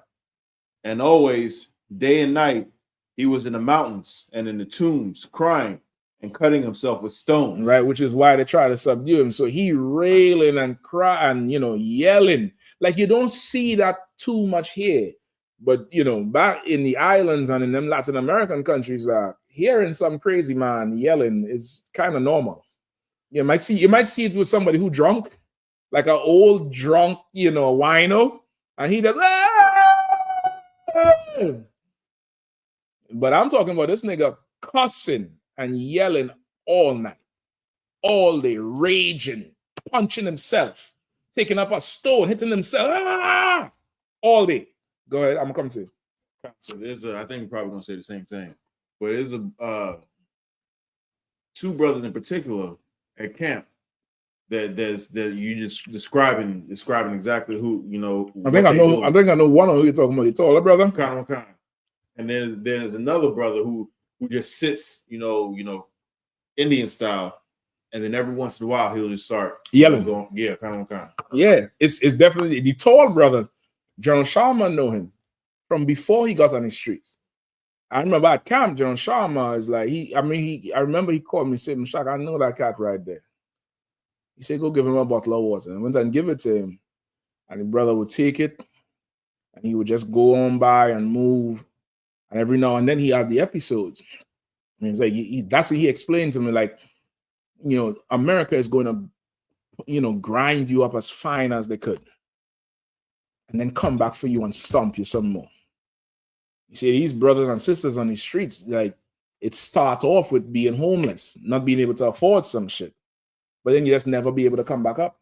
Whether it's drugs or whatever, you just never be able to come back up. Same thing in the island, same thing in Latin American countries. Where that drugs are, it doesn't tear you out the frame. And the church there is so Christian and so, you know, brainwashed and what's the other word? Superstitious. Nobody has the skill or the will to want to, you know, deliver you from that mess. So you just keep getting worse and worse. You know what I mean? Go ahead, Shapai. Slack, sir. Now, I'm about to say, just what you were saying, you're gonna see it more and more. Like those two brothers that you just mentioned, I see them on my slave too. You know what I mean? They you know. Sometimes they're normal. Yeah, you know what I do, but I ain't to say it on here, but like I see all of them and I see them on a regular basis to the point where on my slave, we know them when we see them. Right. They go, what's the name? He'll be like, man, they about to go crazy. Like literally, it's so many of them in this city. I know it's everywhere. You know what I mean? Because that's just it's just a fact of for us. In America. Yeah, it's definitely for us as a people. You know what I mean? There's different degrees of it, but this particular one we're dealing with here can't be tamed, can't talk to him, breaking the chains and cutting himself with his stones, cutting himself up, which is what? Self-mutilation.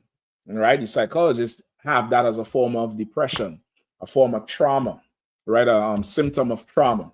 You went through some traumatic experience, you started, you know, cut yourself up. You get the point, you started to inflict pain on yourself. But now this year is far gone. Demons is far gone. That's like this dude, he cutting himself with stones. Sakari was yikes. He Pegasus. Get new name because get the hand. Pegasus. He a Greek mythological creature. Pegasus. I guess the broad name is Gandalf, huh? Go ahead. Yeah, I think you had a good one too. I seen the picture. Yeah, Peggy Bundy. I don't think nobody got it out. I think a few people got that shit. You know what I mean?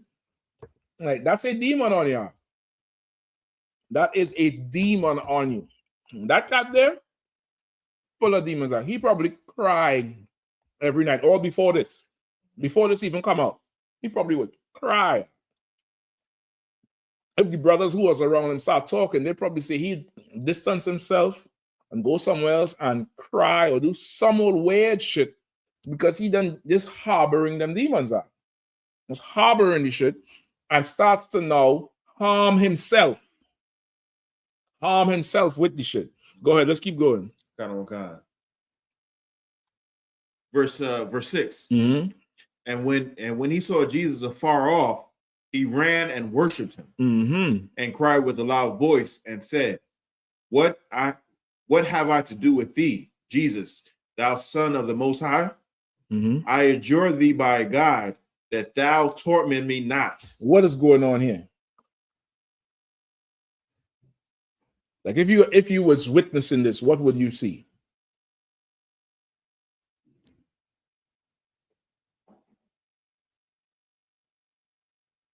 And I want you to get the whole context, right? Like this guy living in the tombs, he's out of it. I would say he saw someone, the only one that can help him. But what would you see? Just tell me, what would you see? I would see a man going crazy and then seeing somebody and then like him having like a moment of clarity and then going up and begging for his help. Okay, everything up to the last part. Anybody else? And that's why it's good to go over this topic too, so everybody could be clear on what's really going on. And then I'm gonna give you another story. That's why I'm telling you, brothers and sisters. You found the Israelite school at UPK. Do not let go. Do not let go. You're going to have hard days. This is not a bed of roses, and I ain't gonna lie to you and tell you this is Disneyland. You're gonna have hard days. You're gonna have tough days. But let go and see if you would pray for one of them tough days back again. Let go and see. You get the point? Do not let go. I'm going to give you a whole story. Right? And I have witnesses. General Katham is a witness. Captain Nathak is a witness. I believe General Mayak too. Right? Go ahead. Like you were saying, you have a moment of clarity, and then get real defensive. You know what I'm saying? Yeah, I'm a crackhead. Yeah, but what you gonna do? You know what I mean? Good example, if you ever seen Jungle Fever, the big brother was a crackhead. Okay. And he used to come and he knew he was a crackhead. Yeah, Gator was like, yeah, I'm a crackhead. He's out doing his little dance and everything, but little less with the drama with it. But basically, yeah, I know I'm crazy, you know what I'm saying? But I'll say that's a little bit more on it, but it's a little different. Anybody else? For time's sake, I'm gonna give it if nobody else. Because you wanna try? That's probably much.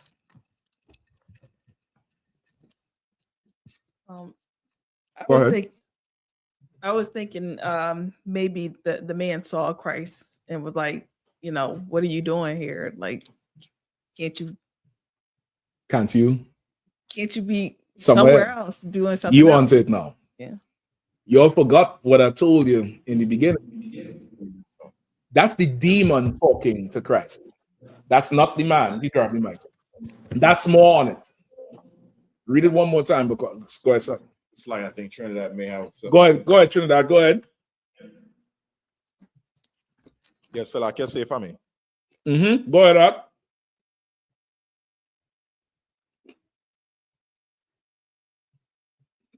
I can't hear you. Is he speaking or they're fixing it now? I was hearing you all the time just now. Slocky, I think I heard this in the council before, but basically, like when you don't let a person be what they want to be, like be an alcoholic, be a drug addict or whatever, they start to resent you. Okay, that's a little bit different than this thing here. Christ didn't go to him. You understand? It says he saw him and ran to him. You understand? That thing there's a little bit different. Go ahead, Trinidad, ready? Go ahead, let me hear. Yeah, Council Salakia. Salakia say for me, I just joined this scenario basically like what you mentioned before. I just looking at the I.S.U.P.K come to like a camp setting, and what you will be seeing is like somebody come up to the camp and it's like they're begging the men that come to the camp, they're seen from a distance, like they're begging them like not to start to teach. Because by starting to teach, it will cast out the demon, right? So like the demon. That's exactly what that is. And I'm gonna tell you straight up, we went to Philly. This got to be maybe 2009 or 10. This is when we're doing DC camp on Friday and going to Philly on Saturday. So we'll pull up with a camp van, and we pull up. And we pull up right there on what is that? 69th on Market? I don't think it's 69th on Market. Probably right by the train station where they teach at in Philly now. Same campsite. Brother, and the van pull up. And this sister, she homeless, but she's mad. She's out her wits. She's sitting right there. And she just get up and say, the prophets are here. The prophets are here. And just start yelling out. I told y'all they're here. They're here. Like if she was terrified, brother. And we watching that coming out, and General Katham come on. He's like, yeah, that's that demon. That demon recognized. Y'all load up. And brother, I'm in shock. I'm a young man still. So yeah, let's get this camp set up. Come on, bring this stuff out. Meet in Philly there. But she started, I'll never forget that shit. She started just yelling, they're here. They're here. I told y'all they was here. So I don't know who the hell she talking about. I told y'all. Probably talking about the other demons walking around. But brother, yeah, you can ask Captain Nath, I can ask General Katham about that shit. I can't remember who else. I think General Mayak was there at that time too, right? I think the camp was already going on. General Haas might remember too. But I remember she was homeless. She was sitting right there, and then she starts saying it, yelling it, like telling whoever right there on the spot. This brother saw Christ, ran to him. Read it again. Okay. Go ahead. Verse 7. And cried with a loud voice. Salakia. Verse 6. But when he saw Jesus afar off, he ran and worshipped him, and cried with a loud voice, and said, What have I to do with thee, Jesus, thou Son of the Most High God? I adjure thee by God that thou torment me not. What is the demon doing? This is not the man talking to Christ, dog. This is the demon talking to Christ. What is the demon doing? Come on, whoever. Go ahead, Shabbat. He begging, not be cast out. He begging for mercy. I adjure you by the Most High. That's the demon is saying, if you love the Lord, leave me alone.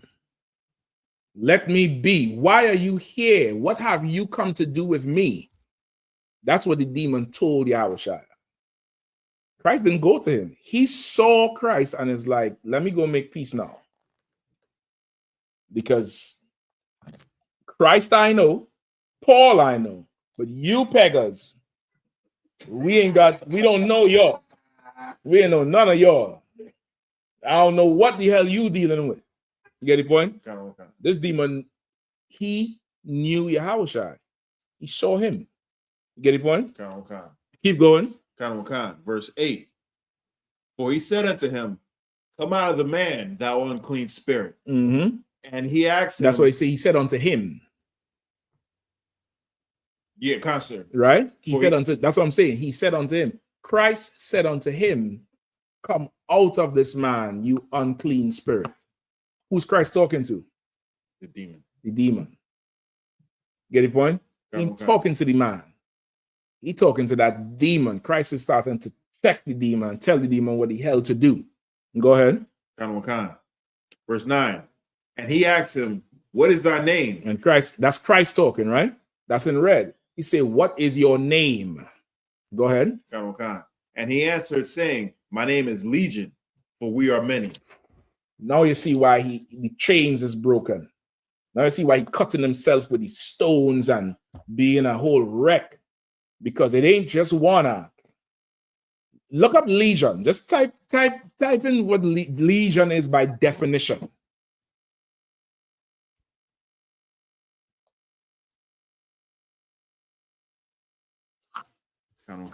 So Merriam-Webster's dictionary, the principal unit of the Roman army comprising of 3,000 to 6,000 foot soldiers with cavalry. Read it one more time. The principal unit. Principal unit. Meaning this is a primary unit of the Roman military. Listen, the demons got rank. I just want you to understand that the demons are militant. You understand me? They're very militant. They have a mission to accomplish and they're going to do it. This is a military company living in this nigga. Go ahead. The principal unit of the Roman army comprising 3,000 to 6,000 foot soldiers with cavalry. With cavalry. Cavalry is what? Horsemen? They answer Christ in Admadiam Shabbat. We are legion, for we are many. Which is why you couldn't deal with him before. You understand? They couldn't deal with that thing. So now you have one scenario, some demon trying to do the work of the Lord, not being trained by the men of the Lord or giving the respect to who they should. Remember, even when Christ checked Paul on that horse and blinded him before he restored him and sent him on that mission, after that, Paul had to go report to Peter first before he started doing his work. Because Peter outranked him and he had to go check in. Paul had to go to Jerusalem first. You understand? You fake Israelites, the general done gave the order. You don't want to check in. So go ahead and play with the demons, man. Go ahead and play with the demons. And you're so carnal. And this is the proof that you're even abusing each other in these fake Israelite groups. You think you're going to come in here and brothers is going to abuse you. Brothers going to lord over you and call you all kind of names and kick you when you're down. You don't understand the brotherhood of the UPK. Right. You scared of real brotherhood. You'd rather stay in there and play in that little circus mess you all got, where you all sabotaging each other and you all like co-intel pro on each other. Y'all doing all kind of Cold War tactics and spies and all kind of shit and keeping secrets and holding this one while a man bending over for his woman to go inside.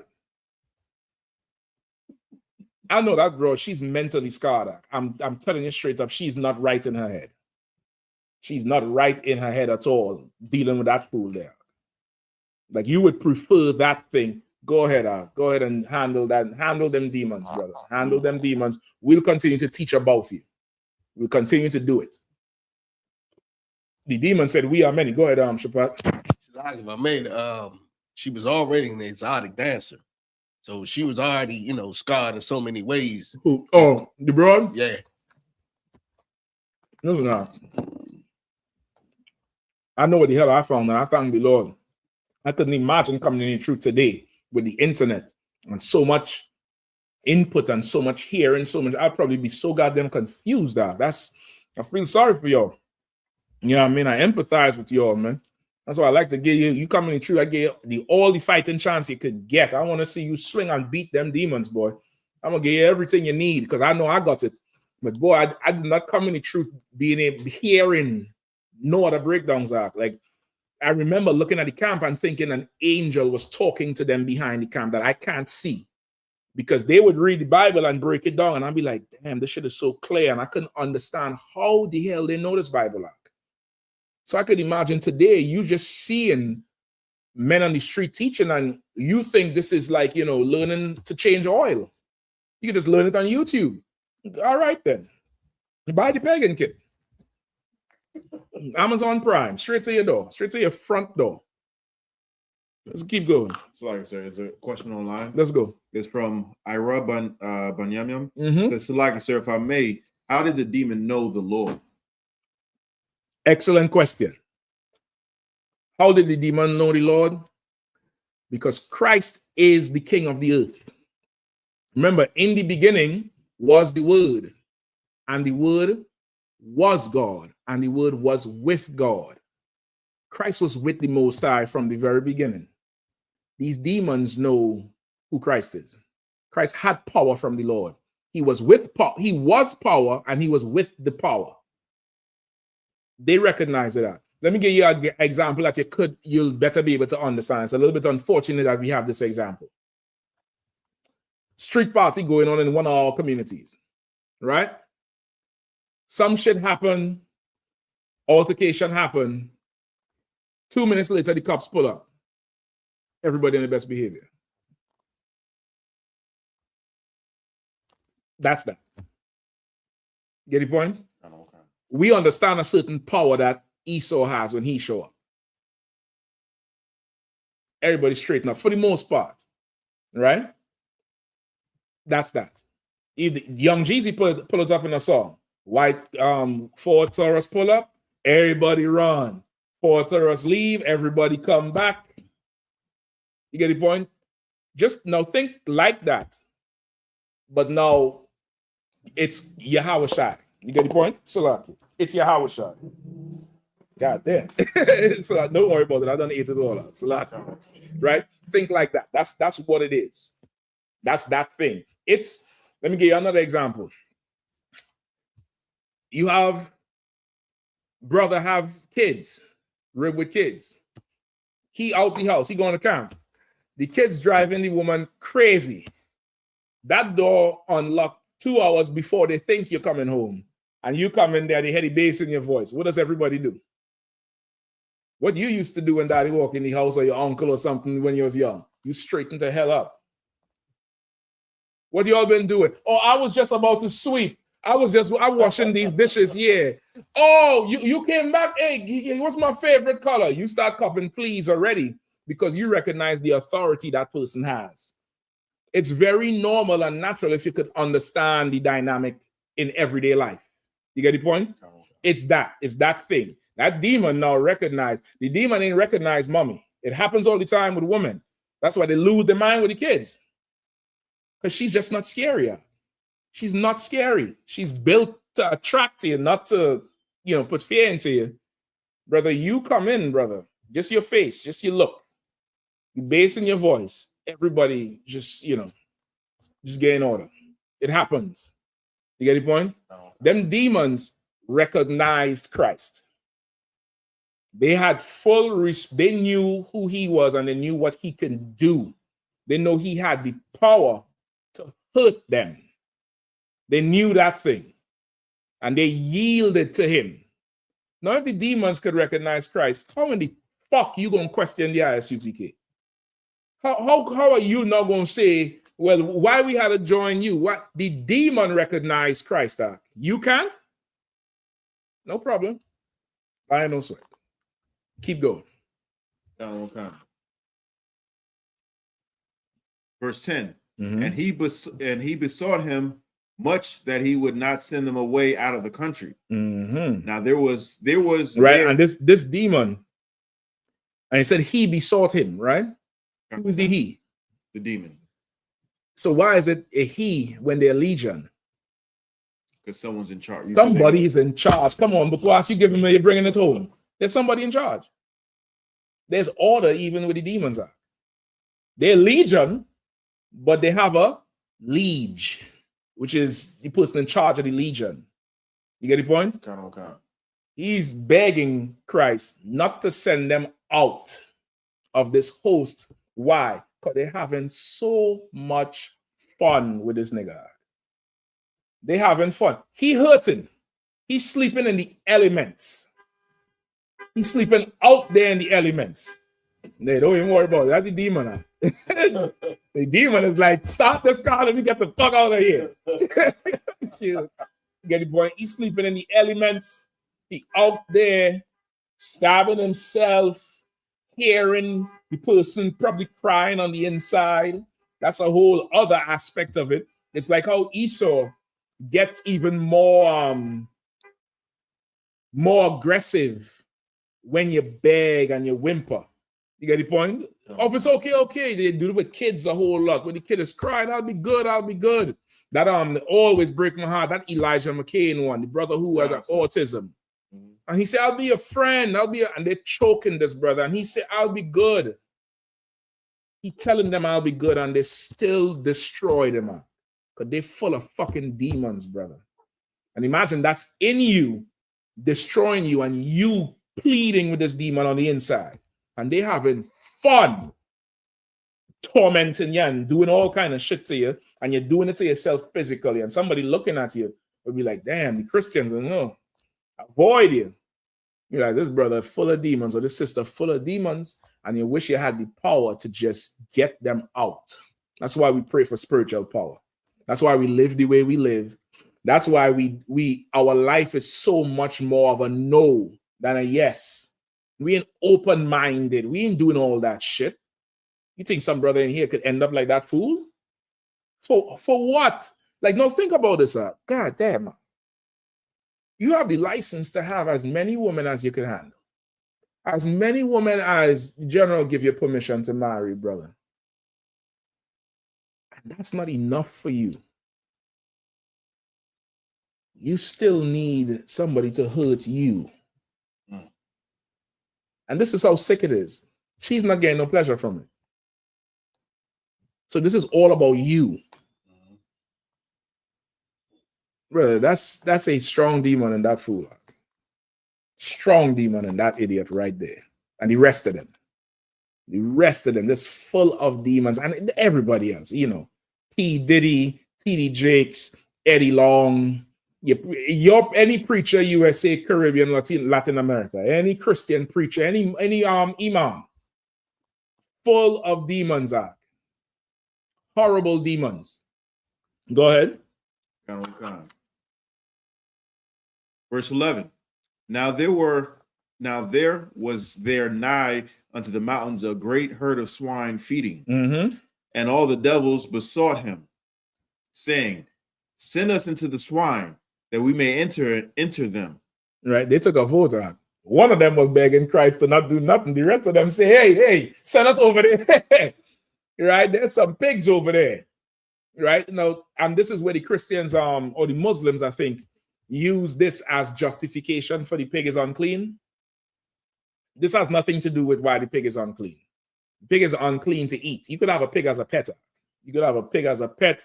They're excellent pets, brother. From what I hear, they're good at gardening too. Here, if a pig grab one of your limbs, brother, you ain't getting that shit back. They bite your shit clean the hell off, right? And they eat up all the garbage. And I think in Europe, they used to use them to clean the damn streets. Like, oh, you have your street sweeper? But the pig would come through and eat up all the old banana peels and the, you know, refuse. They'll eat anything. They eat whatever. You just can't eat it. That's what makes it unclean. But it's not to say it's, you know, you can't touch a pig or you had to abuse a pig. Or if you see a pig, you had to kill it like the boogeyman. But they see this. And again, being superstitious and they themselves full of demons, they, you know, attribute shit that's not of God. They don't put an evil spirit or anything when that's not what this is about. Go ahead.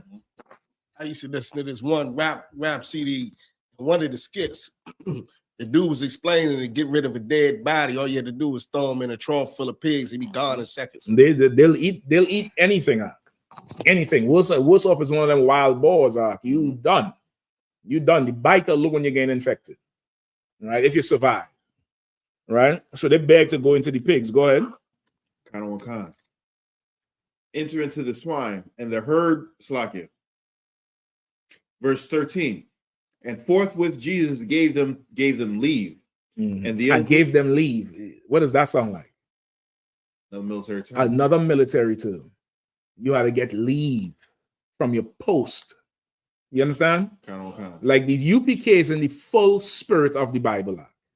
The full spirit of the Bible. You understand? Like when you see what Commander YAHANNA does on the streets of America and all across the world, and you see his men out there teaching and doing stuff, and the shit is amazing, and you think you could go do it, go do it. Listen now, the brothers in the UK, that camp in the UK, they don't came up against that, the Palestinian mob done came up against the damn camp. And the brothers done stood the camp down, stood the mob down, and told them everything about how bombs going to drop on their mother, and Islam is idol worship, God is Islamophobic. The same weekend in Chicago, some fake Israelites on the street, Palestinians marching, whoop their ass. If you think I'm lying, you can look it up. Whoop their ass. Matthew, see if you could find it for me. I think it was Chicago, and I think it was them same pagan group. Them Palestinians made a beeline. Police was there, and brother, it's flagpoles on a nigger head. The same day, the same exact day. We are not the same, but we do have vacancies if you want to, if you want to get trained the right way. And I'm saying this in a way, of course, to embarrass you and belittle you, but it's to belittle that demon in you that you love so goddamn much. When you could know you wasted times, imagine how much years you wasted on paying tithes to this nigga, and he doing this shit with some broad somewhere. Imagine if you had put that effort in the right place, brother. Imagine what your reward would be today. In fact, I'm gonna go one step further. You niggas and niggerettes in that Sakari group, it's your fault that nigga was ordering, plastic members to go in his ass. It's your fault because you supported him. You supported him. You gave him money. You saluted him. You didn't treat him like a publican. You treated him like a brother. You said he was your elder. He's the elder guerrilla Hebrew and this, that, the other. It's your fault he's shoving things in his ass. It's your fault. You supported that shit. Just like Esau would find somebody harboring a fugitive or somebody who, who's a terrorist. They said the whole family's fed him. You all fed that fool, man. You all fed him. You all knew things was wrong. And you did nothing about it. It's your fault. It's your fault. You fed his demons. When you could have just come in here, get rid of yours, and probably help save his life if it is you did care about him. Keep going. So there's a question online. Come on. Quickly. It's from Yaqua Big Jew Yahweh says, sir, with all grace, sir, aren't the demons angels sent to put these different vibes on us? They're angels that work with Satan. The angels that work with Satan are not to put a vibe on you, but to fail you. To fail you. They're your adversary. You trying to You're trying to cross a bridge, somebody is not letting you pass, but you have to cross this bridge. That's that demon. You're going to have to battle this demon to get on the other side. This demon is your adversary. Let me give you a good example of it. And this is an allegory. This is a scenario that you might understand a little bit better. You might be a young man in a neighborhood, and you see this young girl, and you want to get with this young girl. You understand that if you get this girl, you have to take her for life. You don't necessarily want to take her for life, but you want to have fun. Who is your adversary in that scenario? Her father.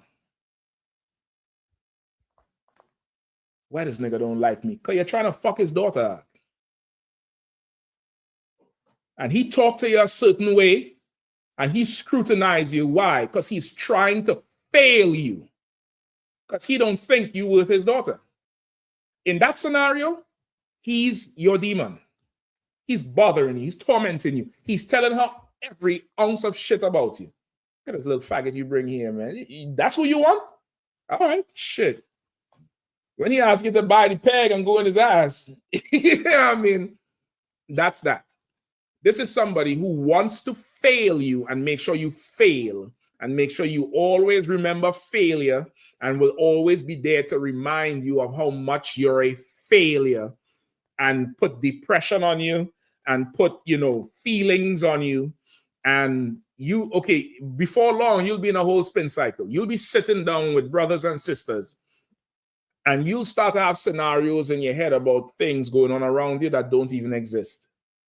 Because this demon is just there, just bothering you.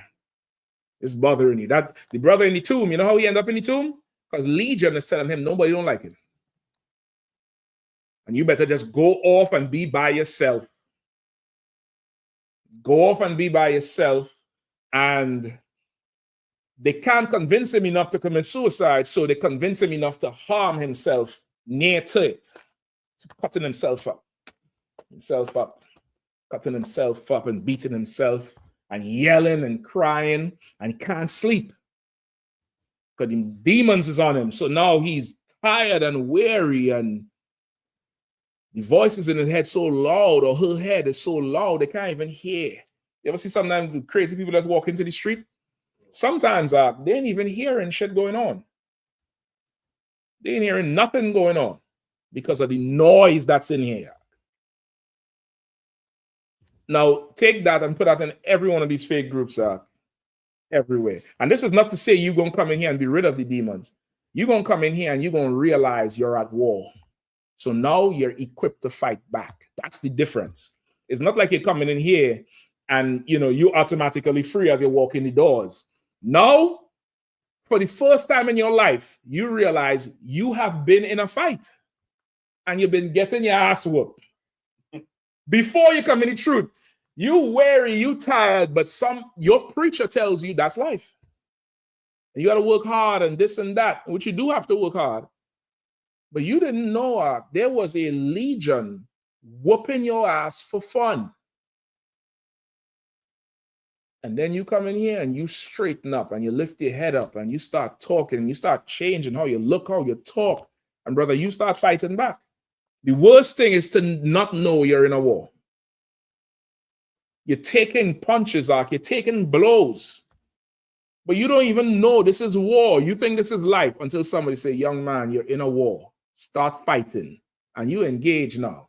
Now you fighting. You might still get a hit, but it ain't like before. Now you swinging back. Now you bobbing and weaving. Now you're moving to suit because you're aware of the fight. And before long, they start leaving you alone because they can't hit you no more. No, a stronger demon come. That's the fucked up part. You think you out the woods. Yeah, I beat that demon. Now you're on the ground. What the fuck just happened? Yeah, nigga. You thought you was free now, huh? You better get up and fight. That's the difference with us and them. We're in a fight. We're in a war constantly, every day, every night, non-stop. You in the world, you just getting your ass whooped and you don't know why. You don't know your head from your ass. Go ahead. Larry, so heavy what you're saying. The two things about me. you said they don't hear anything. You know, I see mentally ill people that I know all around the city constantly just walk in the middle of the street. And it's like you don't see the fire truck coming. You see it. You see that shit out. Oh, brother, it happens. You ever zoned out at a traffic light?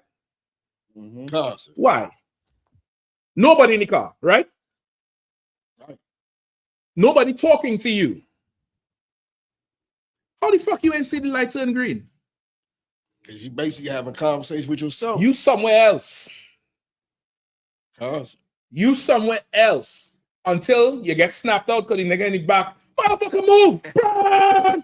And you want to get angry, but then you realize you wasn't even in the car. Right. So you want to turn around and say, shut the damn, where the fuck was I? You done took a vacation thinking about that thing, God knows what. Go ahead. It's like if I may, you know, Christ gave us that ammunition. You talking about, you know, you be around people in a circle and you done made this scenario and this scenario that's not even going on. And that's why Christ said, you know, if you got a offense with somebody, you take them and them alone. You most likely gonna find out that was all in your head. They ain't even mean to do that. It's the process. It's the process of exercising. It's the process of exercising. The demon is like the movie Exorcist, right? Exorcist, whatever you always say. God damn, Exorcist, Exorcist. God damn it, shit. Something else I said one time because a card laughed me to scorn. I forget what the fuck it was. I'll never forgive you niggas for that shit. Oh, what the fuck it was, bro? I'm gonna try to remember it. So we sit down here talking sometime, and I say something. They say what? I keep saying it. I said, oh, you mean, oh, bro, what the fuck it was? I was like, so what the fuck I say? Go ahead. It's like you've been saying exhausted like all night. Oh, y'all wanted to say something to me about it? Y'all wanted to say something to me about it? I thought so. Shit. I'm joking. Y'all catch up, I ain't changing shit for nothing. Y'all figure that shit out. You get the point? My precept whenever you ready. No sweat. Let me get through this thing here. What the fuck I was saying? Where we was at?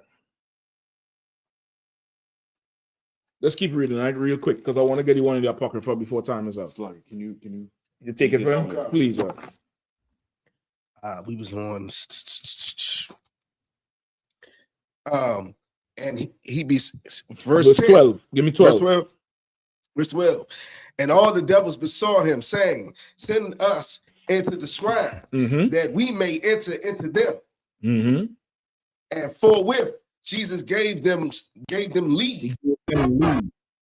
What you got there? That's the them getting their ass whooped, like it. Oh, play the video. Kind on kind. This is in Chicago. It's like an overhead view, like a drone. Kind on kind.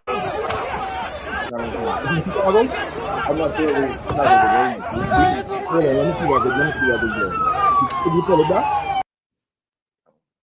Hold on, 9:19. Give me about 15 more minutes. We done. Go ahead. Let me see if I could see it.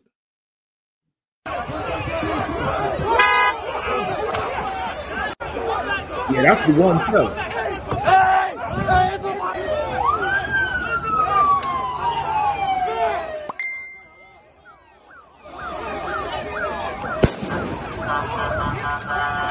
Yeah, then they're getting flagpole to header.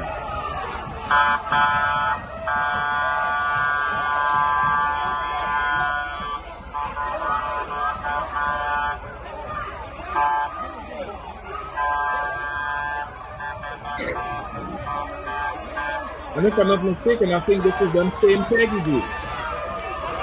Yep. That's the same group of Peggers. Meanwhile, in the UK, brother, they got told the God is a stone and the God of the Jews is Islamophobic. They got told that they just as much as the devil himself. They got told they're cowards because they're not attacking the Jewish man. They want to attack black people. Meanwhile, these group of peggers getting flagpole to chin. Nigga hitting you on your head with a whole flag. Assalamu alaikum. Malaikum salam. Bismillah Rahim.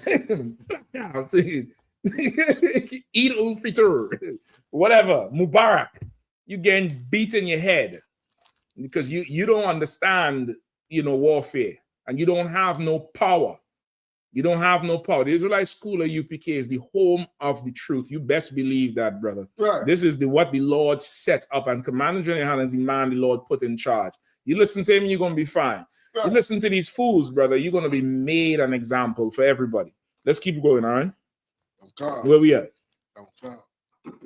13? Verse 13. Go ahead. And the unclean spirits went out and entered into the swine, and the herd ran violently down a steep place into the sea. They were about 2,000 and were choked in the sea. Come on. Right here is heavy because the legion left the man and went into a herd of swine, about 2,000 swine. So it was a whole ton of demons that was in the swine, but it was only in one man. It's rough. And he was strong enough to not kill himself, but he went through hell. Well, listen, they was trying with him. They was trying to destroy him, but they didn't get to destroy him. But he was in hell. He was in so much hell, he probably thought about destroying himself. And there's like, listen, I beg you in the name of the Lord, do not torment us. Just leave us be. Why are you here? Like the sister saying, what are you doing here? Like the brother said, why are you all here to teach? What's the problem? We don't want you here. Because now you don't get to have that fun with this person no more. Now something has to change. You understand? And they went into the pigs, and the pigs ran off a cliff arc and destroyed all of them, destroyed themselves. All right, go ahead. Okay. Verse 14. And they that fled, fed the swine fled and told it in the city and in the country. And they went out to see what it was that was done. And they came to Jesus and see him that was possessed with the devil and had the legion sitting and clothed and in his right mind. And they were afraid. Now, they wasn't scared of him before. Ain't that like the Christian church? Ain't that about a bitch? That's the Christian church and the mosque right there. They'll be in the midst of somebody who they ain't all the way right and launching out, going crazy, but they ain't scared. Oh, that's just, that's just sister so-and-so. She ain't too right. But they come into the UPK and stop getting high and stop being, a thief and, somebody of low integrity and straighten up, and you become a sister and you saying la to everything. And a brother, you standing strong, and they hate you for it. Because now you clean. What does that mean? Come on. Impress me now. Come on. That they hate Christ too. That's true. Something else. That their demon hates you. Say again? That their demon hates you. You scared. They got demons in them too. Because they was comfortable around the other demons. Somebody was strong enough, and the other demon was more powerful than theirs. Somebody strong enough to get rid of that demon, them niggas uncomfortable. They afraid now. Somebody tell them, yo, them pigs ran into the sea. They come and they see the man in the tombs. Hey, how y'all doing? Y'all okay? Y'all fine? And he fully clothed. He ain't yelling and screaming no more. Sitting down cool. Healed. They get afraid. Just like the demons, Legion got afraid when it saw Christ. You understand? Okay. You get it? Okay. When you see people hate what we do, it's the demons that's in them. When you hear people speak evil of the schools, speak evil of Commander and all the generals, it's the demon that's in them that don't want to be disturbed.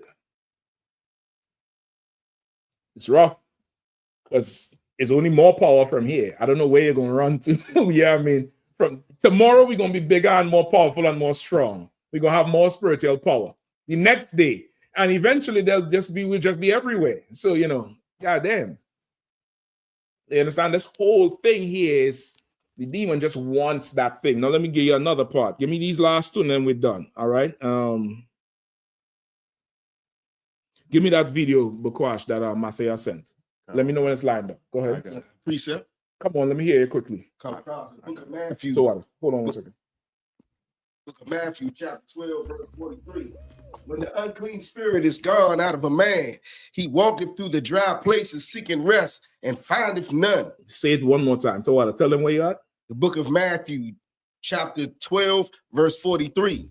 When the unclean spirit is gone out of a man, he walketh through the dry places seeking rest and findeth none. Right? When the unclean spirit is gone out of a man, he walketh through the dry places and findeth none. Who's the he there that walketh through the dry places? The demon. The demon, the unclean spirit, not the man, which is why Legion said, do not torment us, because you're sending us out where it's dry. Get the point? You're sending us out where it's not like green grass and pastures and a forested area where we could be in the cool or the canopy and fruits and stuff to eat. You're sending us out into the desert, nigga. Don't do that. I'm begging you on behalf of the Lord, do not torment us. But when the demon is cast out, they're wandering without somebody to trouble. They don't have no place to play. They don't have no place, somebody to just destroy. And that's bad. Go ahead. Slack if I may. Come on. They got rank too. They got answers somebody too. They not bringing that sword back wet. Oh, brother, you know they're getting checked. Answer. They like you said, they got the answer. If they had to get leave and shit, they say, what's wrong with you? You couldn't handle that little nigga there. The nigga is a weed head. You can handle him? That sister shit. She done been molested by that uncle. How the hell you let her beat you? Shit, you better go work for the other side. Hey yo, he can't handle shit. Listen, I have a turtle over there. You go handle the turtle. Go fill up the turtle. Yeah, that angel, he ain't taking that shit. And that's in the Bible. Go ahead, Art. Come. Verse 43. It's like verse 44. Then he said, I will return into my house from whence I came out. That's why he's saying it, because all this is going on. Just like if you fail at something, he wants you to fail at something so that you could get ridiculed and you could be looked at as a failure. You beat him, now he gets looked at as a failure.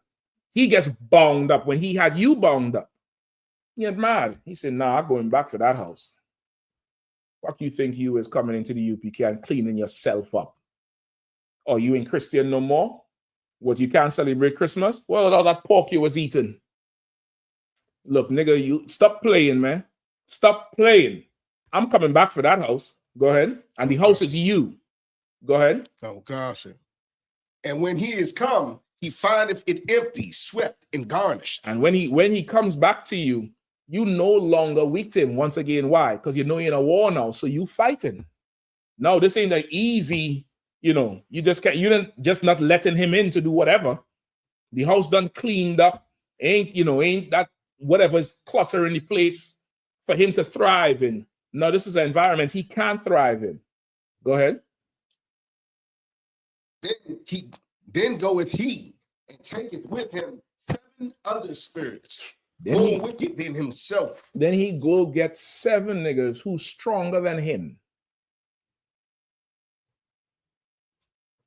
1 nigga bring 2 niggas. And 2 niggas bring more. He go get 7 demons to roll on you out. Which is why you need this brotherhood. Which is why the original man was in the cemetery by himself with Legion. You understand? Okay. He go get help. You better come get help. You better come get help. Come get counsel. Come and say what's going on. Come and say what's in your head. Come and say what's going on with you. So now we could look together and we could jump them motherfuckers out. We could just jump them and stomp them out. You're going to be victorious with this shit. And before long, we'll have a whole nation. And this is the other thing. The demon makes you so focused on you. It put blinders on you. You don't see everybody else is battling damn near the same thing. Everybody else is going through it. Everybody else is rough and tough. What will happen if we all wake up and realize we in this war, the same war you and I'm in? Oh, brother, now we could look up. Now we could get busy with it. You understand? So what? Any more on it? Come, sir. Go ahead. And they enter and dwell there, and the last state of that man is worse than the first. That's Sakari. That's Sakari. He went from admiring the UPK to talking shit about one of the founding fathers of the UPK. One of the priests of the Lord who just got old. Like what happens to every man. You get old after a while and that's it. He's no longer, able to carry on. You talk so much shit, you done took on more demons. You thought you cleaned yourself up, getting up under that rapist, Tahar, that child rapist. You thought you done cleaned yourself up. More demons done took hold of you. More demons. He reminded me, listen, I saw a video of that nature boy. Remember that nature boy who said he would have sex with his woman in front of the kids and the kids would hold his rod and shit like that? Somebody go check on Sakari's kids out. Because if that's what he's doing, somebody needs to go check on them kids. And say it straight up and down. Somebody give them a call, check on the whole thing. You know what I mean? See what's going on there. See what's going on right then and there. And tell it straight up. Imagine Yohanna said it years ago in DC. If you could see in the spirit what's going on in these houses at night, you will be horrified. It will be the worst horror story you could ever see. The stuff children is facing in a house.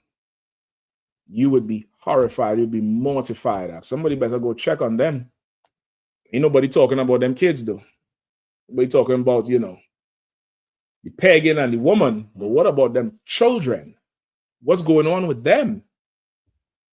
Imagine that. Usually the children know. They know something ain't right. Usually they know. It's rough. It's rough. I don't know if we have time for the last one. I'm going to skip. I'm going to mention, you know what? Let's get it real quick. Give me Tobit. Oh, Slaki, you had the video? Let me get that video. All right.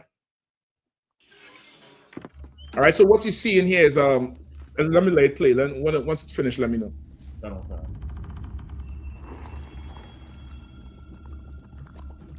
You could make it a little bigger.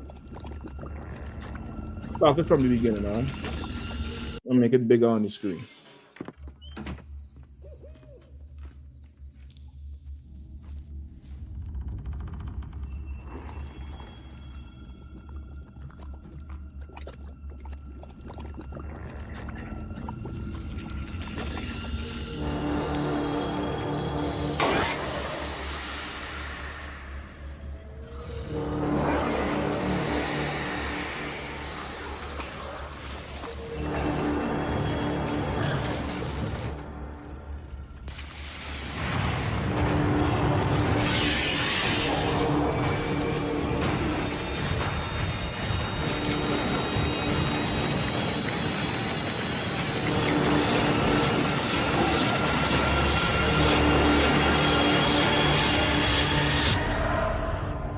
Every time you smoke, there's a toxic mix of over 7,000 chemicals coming for you.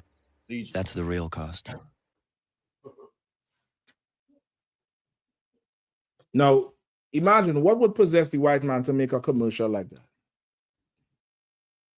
where it's demons coming into you. The whole thing like a horror movie. I thought that was Lord of the Rings with the mud monsters. That was not Gandalf, the other one. Make them mud monsters, them trolls that come up out of the damn earth. Them old ugly trolls. That's what they look like. And they all ran all the way into him. And they're in him now.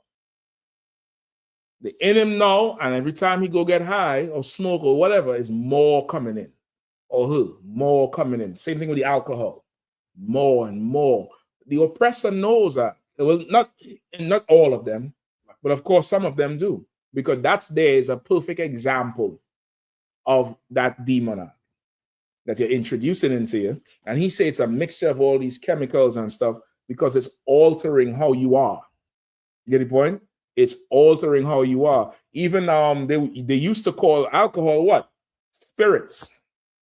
You remember that? I don't know if you're old enough for that. They used to call it spirits because it alters your spirit. Go ahead. Like they borderline still do. They call it the wine and spirits store. Wine and spirits, because it's strong drink, right? That's an example of it. If you would see in the dimension, that's what you would see. That smoking is trying to kill you. It's you're coughing when you're smoking. You get the point? It's trying to kill you. It's trying to destroy you. For time's sake, I might just have to paraphrase, right? Did you find? Yeah, I'm gonna paraphrase. I don't want to go too long. The last one would be in the Apocrypha with Tobit, right? You probably had to read the first few chapters with Tobit. Tobit had the right to his first cousin, I believe. No, Tobias or Tobit? Tobias. Tobit was his father, right? Okay. Tobias had the right to marry his first cousin. That sister was vexed with a demon. Get that part for me in the Apocrypha, all right? The book of Tobit, chapter 3, verse 7. It came to pass the same day that in I.S.U.P.K, the city of Medea, Sarah, the daughter of Regale, Regale was also reproached by her father's maids because that she had been married to 7 husbands, whom Asmodeus, the evil spirit, had killed before they had lain with her. Go ahead. Dost thou not know, said they, that thou hast strangled thine husbands.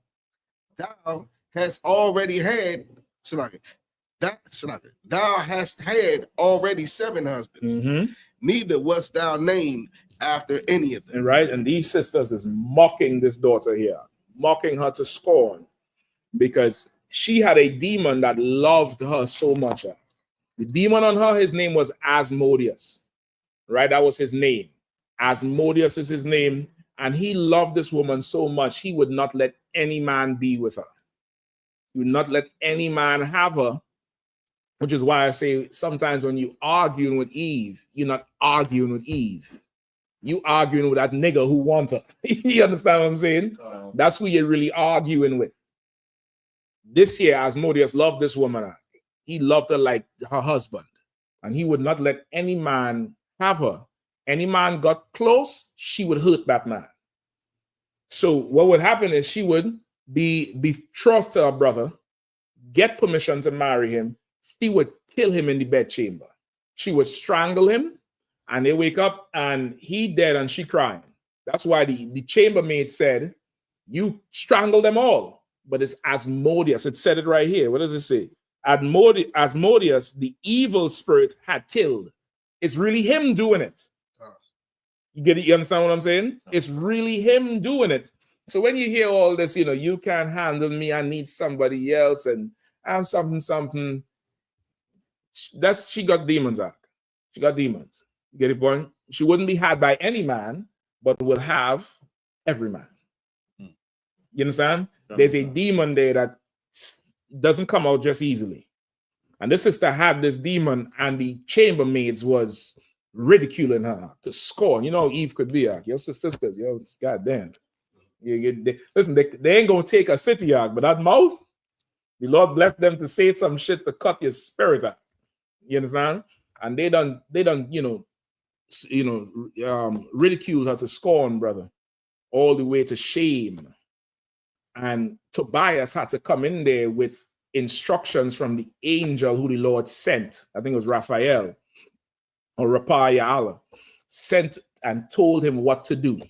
And he had to go get this particular fish, and he had to cut the fish open and get the gall from the fish and put it on the incense and burn it around her. And that's how the demon left.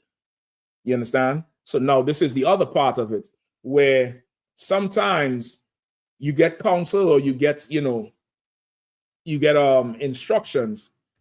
Don't forsake the physician, because sometimes you just have to go and get, help. You got to get science to help you, which is what Tobias did with the fish, right? They sell what cod liver oil today. They sell fish oil today, omega-3 oil that comes from the fish the same way. It's just the medicine was inhaled instead of being taken as a solid or a liquid. You understand? So of course the UPK is not opposed to none of that, but in here is where we help and cast out demons and help straighten lives up and deliver people from a life of hell and ridiculousness that, you know, the church and the mosque would already just let run rampant. And you see it going on with them in the world now. It's just absolutely ridiculous. And it's something that without faith in the Lord, you would look at what we do as evil when we are delivering you from Satan himself, damn it. We delivering you from that thing. So you could go ahead and read this whole thing here. You'll get more of it and see what happened with Tobias and them, right?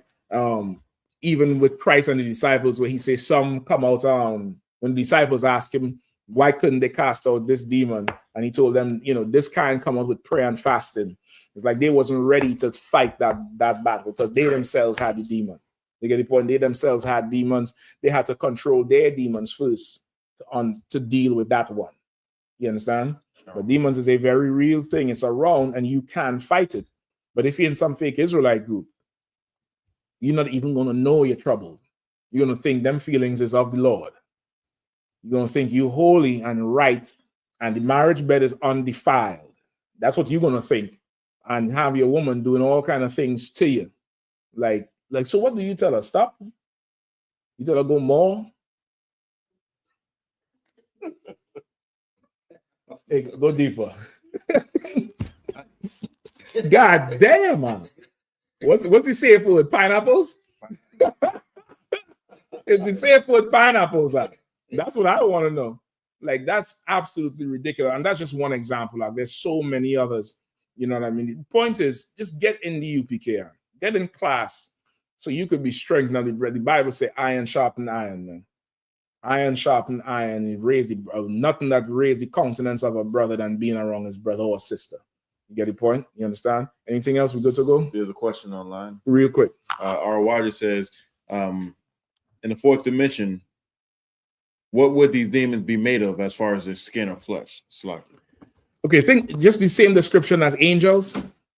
Angels that do the work of the Lord. It's just an angel that he's working for Satan. He's in Satan's department. Just like how you would have brothers who have departments in school. And he might have a second or he might have a few brothers working this department with him. Just think like that. There's angels who working in this department with Satan. And some departments is to make sure you stay high. Another department is to make sure you follow Christianity or follow Islam or be a thief or be a whore or be an adulterer or murder your babies.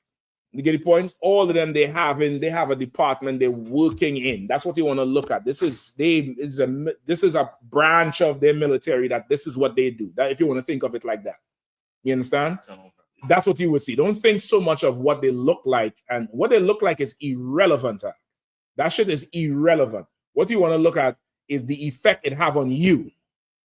The effect it has on you, that's what you want to look at. And a good example of that is you have one brother, he can drink. He could get a little tipsy. And he's like, hey, somebody call me an Uber. Or take my keys. You could drop me home and I don't have too much to drink. There's another brother, he cannot drink because he'll go all the way far. Forget what the bottle look like. It's the effect it has on you. You understand? So don't be caught up in that. Just understand the angels just work for Satan. They work in his department. All right? Good to go? Is come on, sir. No sweat. Not you didn't make it in? No sweat. I'm hold on. Who is it? No. No sweat. No, he definitely told me he might come through late, if anything. All right. And that's it. With that, pass the class over to Priest and Officer Shapat.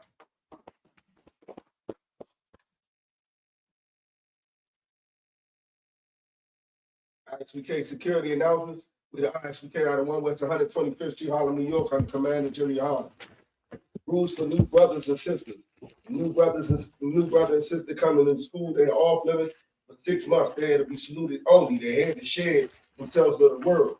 After 6 months, if a brother or sister has an interest in a particular person, he or she must get permission from the head to speak to another brother or sister. There's another 6 months in which the brother and sister accord each other.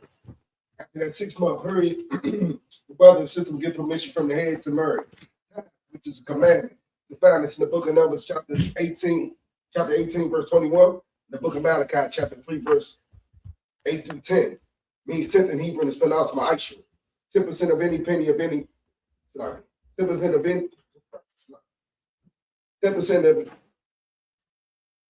every penny of any increase the Lord gives to get to the treasury department or teacher. Priest fund, free will offering for priests not mandatory. What sort of amount should it like to give? Upcoming Holy Convocation, the Lord's 56th annual Passover, April the 12th in Atlanta, Georgia. It's a week-long worth of events from the start of the Lamb on Wednesday the 9th all the way to the Feast of Unleavened Bread on the 13th on Sunday. You know what I'm saying? But the Passover is on April 12th, Saturday. You know what I'm saying? Week-long worth of events. It's $200 for all adults 17 and up. You know what I'm saying? Make sure you get your Passover fee in there early. Make sure you book all your hotels. Right, it's in about three weeks. We right here now. Basically here. Make sure you get them hotels booked. You know what I'm saying? And get your travel arrangements together. If you have any trouble at all, make sure you get in touch with the camp leader in your city. You know what I'm saying? If you have to, let somebody know. You can get there. It's an absolute commandment that you got to go to the Passover. You know what I'm saying? Like, sir, did you have anything you want to add? Aqua to check on social media, such as ISUPK.com, Facebook, Twitter, YouTube, and so on for I.S.U.P.K events and materials. If a brother wants to be a troop in the school, you should start wearing all black, which includes black boots, black shirts, black pants, black hairband, and scarf. And with that, I say I-MIGU, which means to stand, since he may remain seated. We'll give a courtesy salute to the teacher. We'll give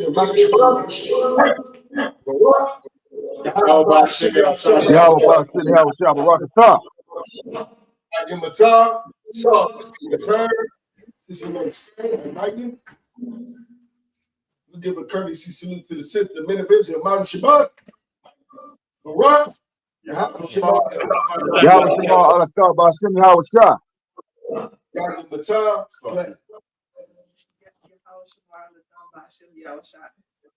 Yahya Matar, Clancy Smith.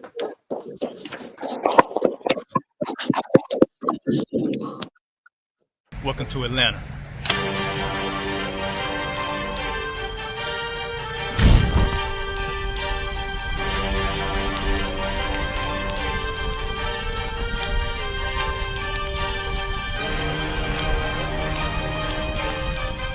Price is Officer 5000, Jeremiah, the camp leader of Atlanta.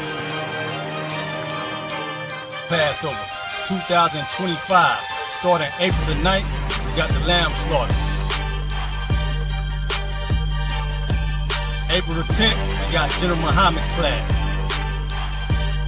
April the 11th, we got the black party that's gonna have the Hebrew graduation. April the 12th, in Atlanta, Georgia, the 56th annual Passover, the only Passover under Commander Junior YAHANNA. Our great and holy King has honored us for turning our lives from the darkness to the light, man. There's no greater gift you can receive than to wake up to the truth and then commit your life to saving your brothers, man. Looking in their eyes and seeing their faces and seeing what they've suffered and what they've gone through and seeing the end of it, man. It is a guaranteed seat in the kingdom of heaven, man. So in the name of our King Yahushua, we dedicate us another Passover of brothers and sisters' lives being saved. April the 13th, we got the Feast of Unleavened Bread.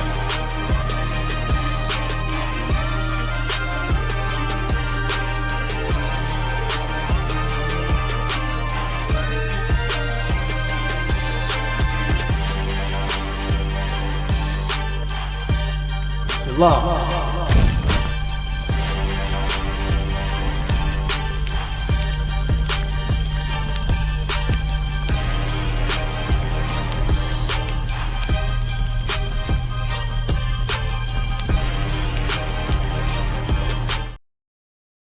Friday. You already know it's April the 11th in Atlanta, Georgia, at the infamous classic Atrium. I.S.U.P.K presents the All-Black Party with live performances by Never see another King nigga like Ty, this. Used to have that white bitch popping on the night. 144. Nakawan. Niggas snitching in the act like bitches. That's why we undefeated. Sean. If I'm more, right, that's good business. Natazai. We in the game, coach. Fuck you talking, hey? Special guest from China Monet and Georgia's own Pastor Troy.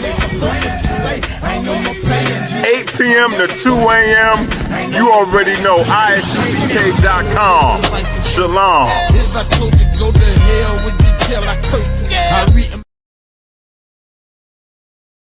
Shalom. This year for the 56th annual Passover, Commanding Junior YAHANNA will be offering babysitting services for free for anyone that pays their $200 Passover fee.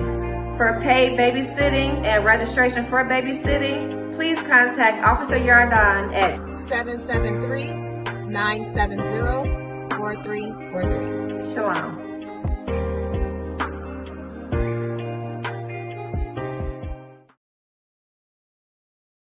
Man, your boy Pastor Troy going all the way up with you, man. You already know. Friday, April 11th at the I.S.U.P.K. Yeah, man. Doors open at 8 p.m. You already know we're going from 8 p.m. to 2 a.m., man. You already know it's going all the way down. Your boy Pastor Troy, DJ Jelly performing live. And then we getting out there, man, Saturday, yeah, April 12th. It's going all the way down for the Passover. Yeah, man, you already know. At the Marriott Marquis downtown. Yeah, man, we're going from 5 p.m. to midnight. You already know. Hosted by Commanding General YAHANNA. Your boy Pastor Troy going to be in the building, man. Y'all boys holler.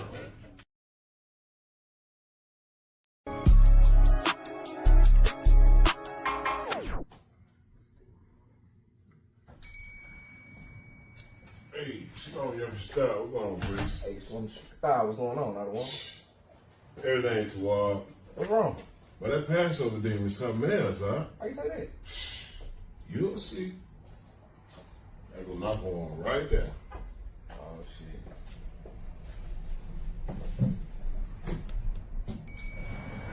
Hey, Shalom, stop. Hey, stop. What's going on? I don't want. Y'all paid y'all Passover fee? Nah, I pay mine in a couple weeks. About 2-3 weeks.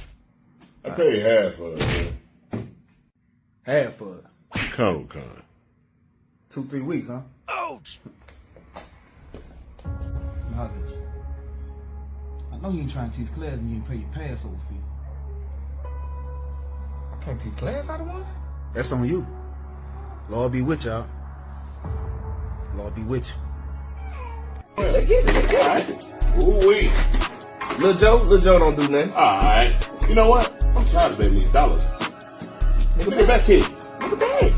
Nigga bet. Nigga bet. Nigga bet 20. Nigga bet. Oh, yeah, watch. It's gonna hit. Oh. No, y'all niggas ain't not shooting dice.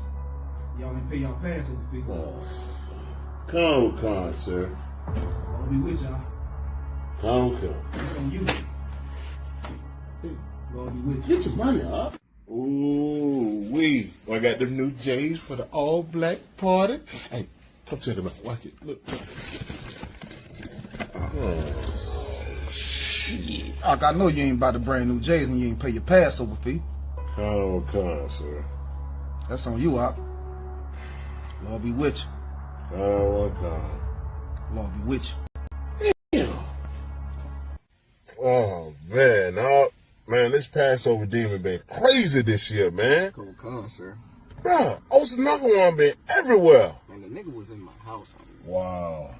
Hey, let's just go on and pay this Passover fee right now. Come I'm about to pay mine now. Yeah, me too. I know y'all ain't about to pay the Passover fee and y'all ain't pay the Passover fee. Oh, Y'all waiting on, huh? I'll take care of it right now, sir. That's on you. Okay. Lord be with you. I don't want to come, sir. Lord be with you.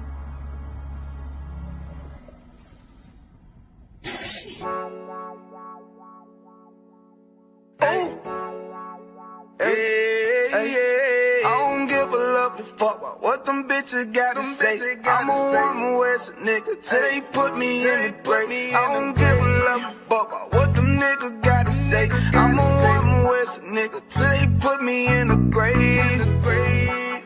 I don't care about what they say. Hey. Fuck with my Akima, fuck with my sister, then I got a problem, I'm never gonna miss you. I got 100 hanging out the AR, I got a 50 hanging out the pistol. He said,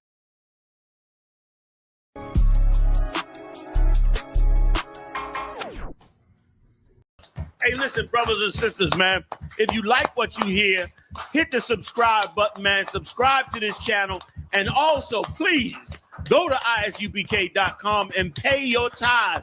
Drop me some cash so we can move around this planet like we need to, man, and do the things we need to do. They're one West.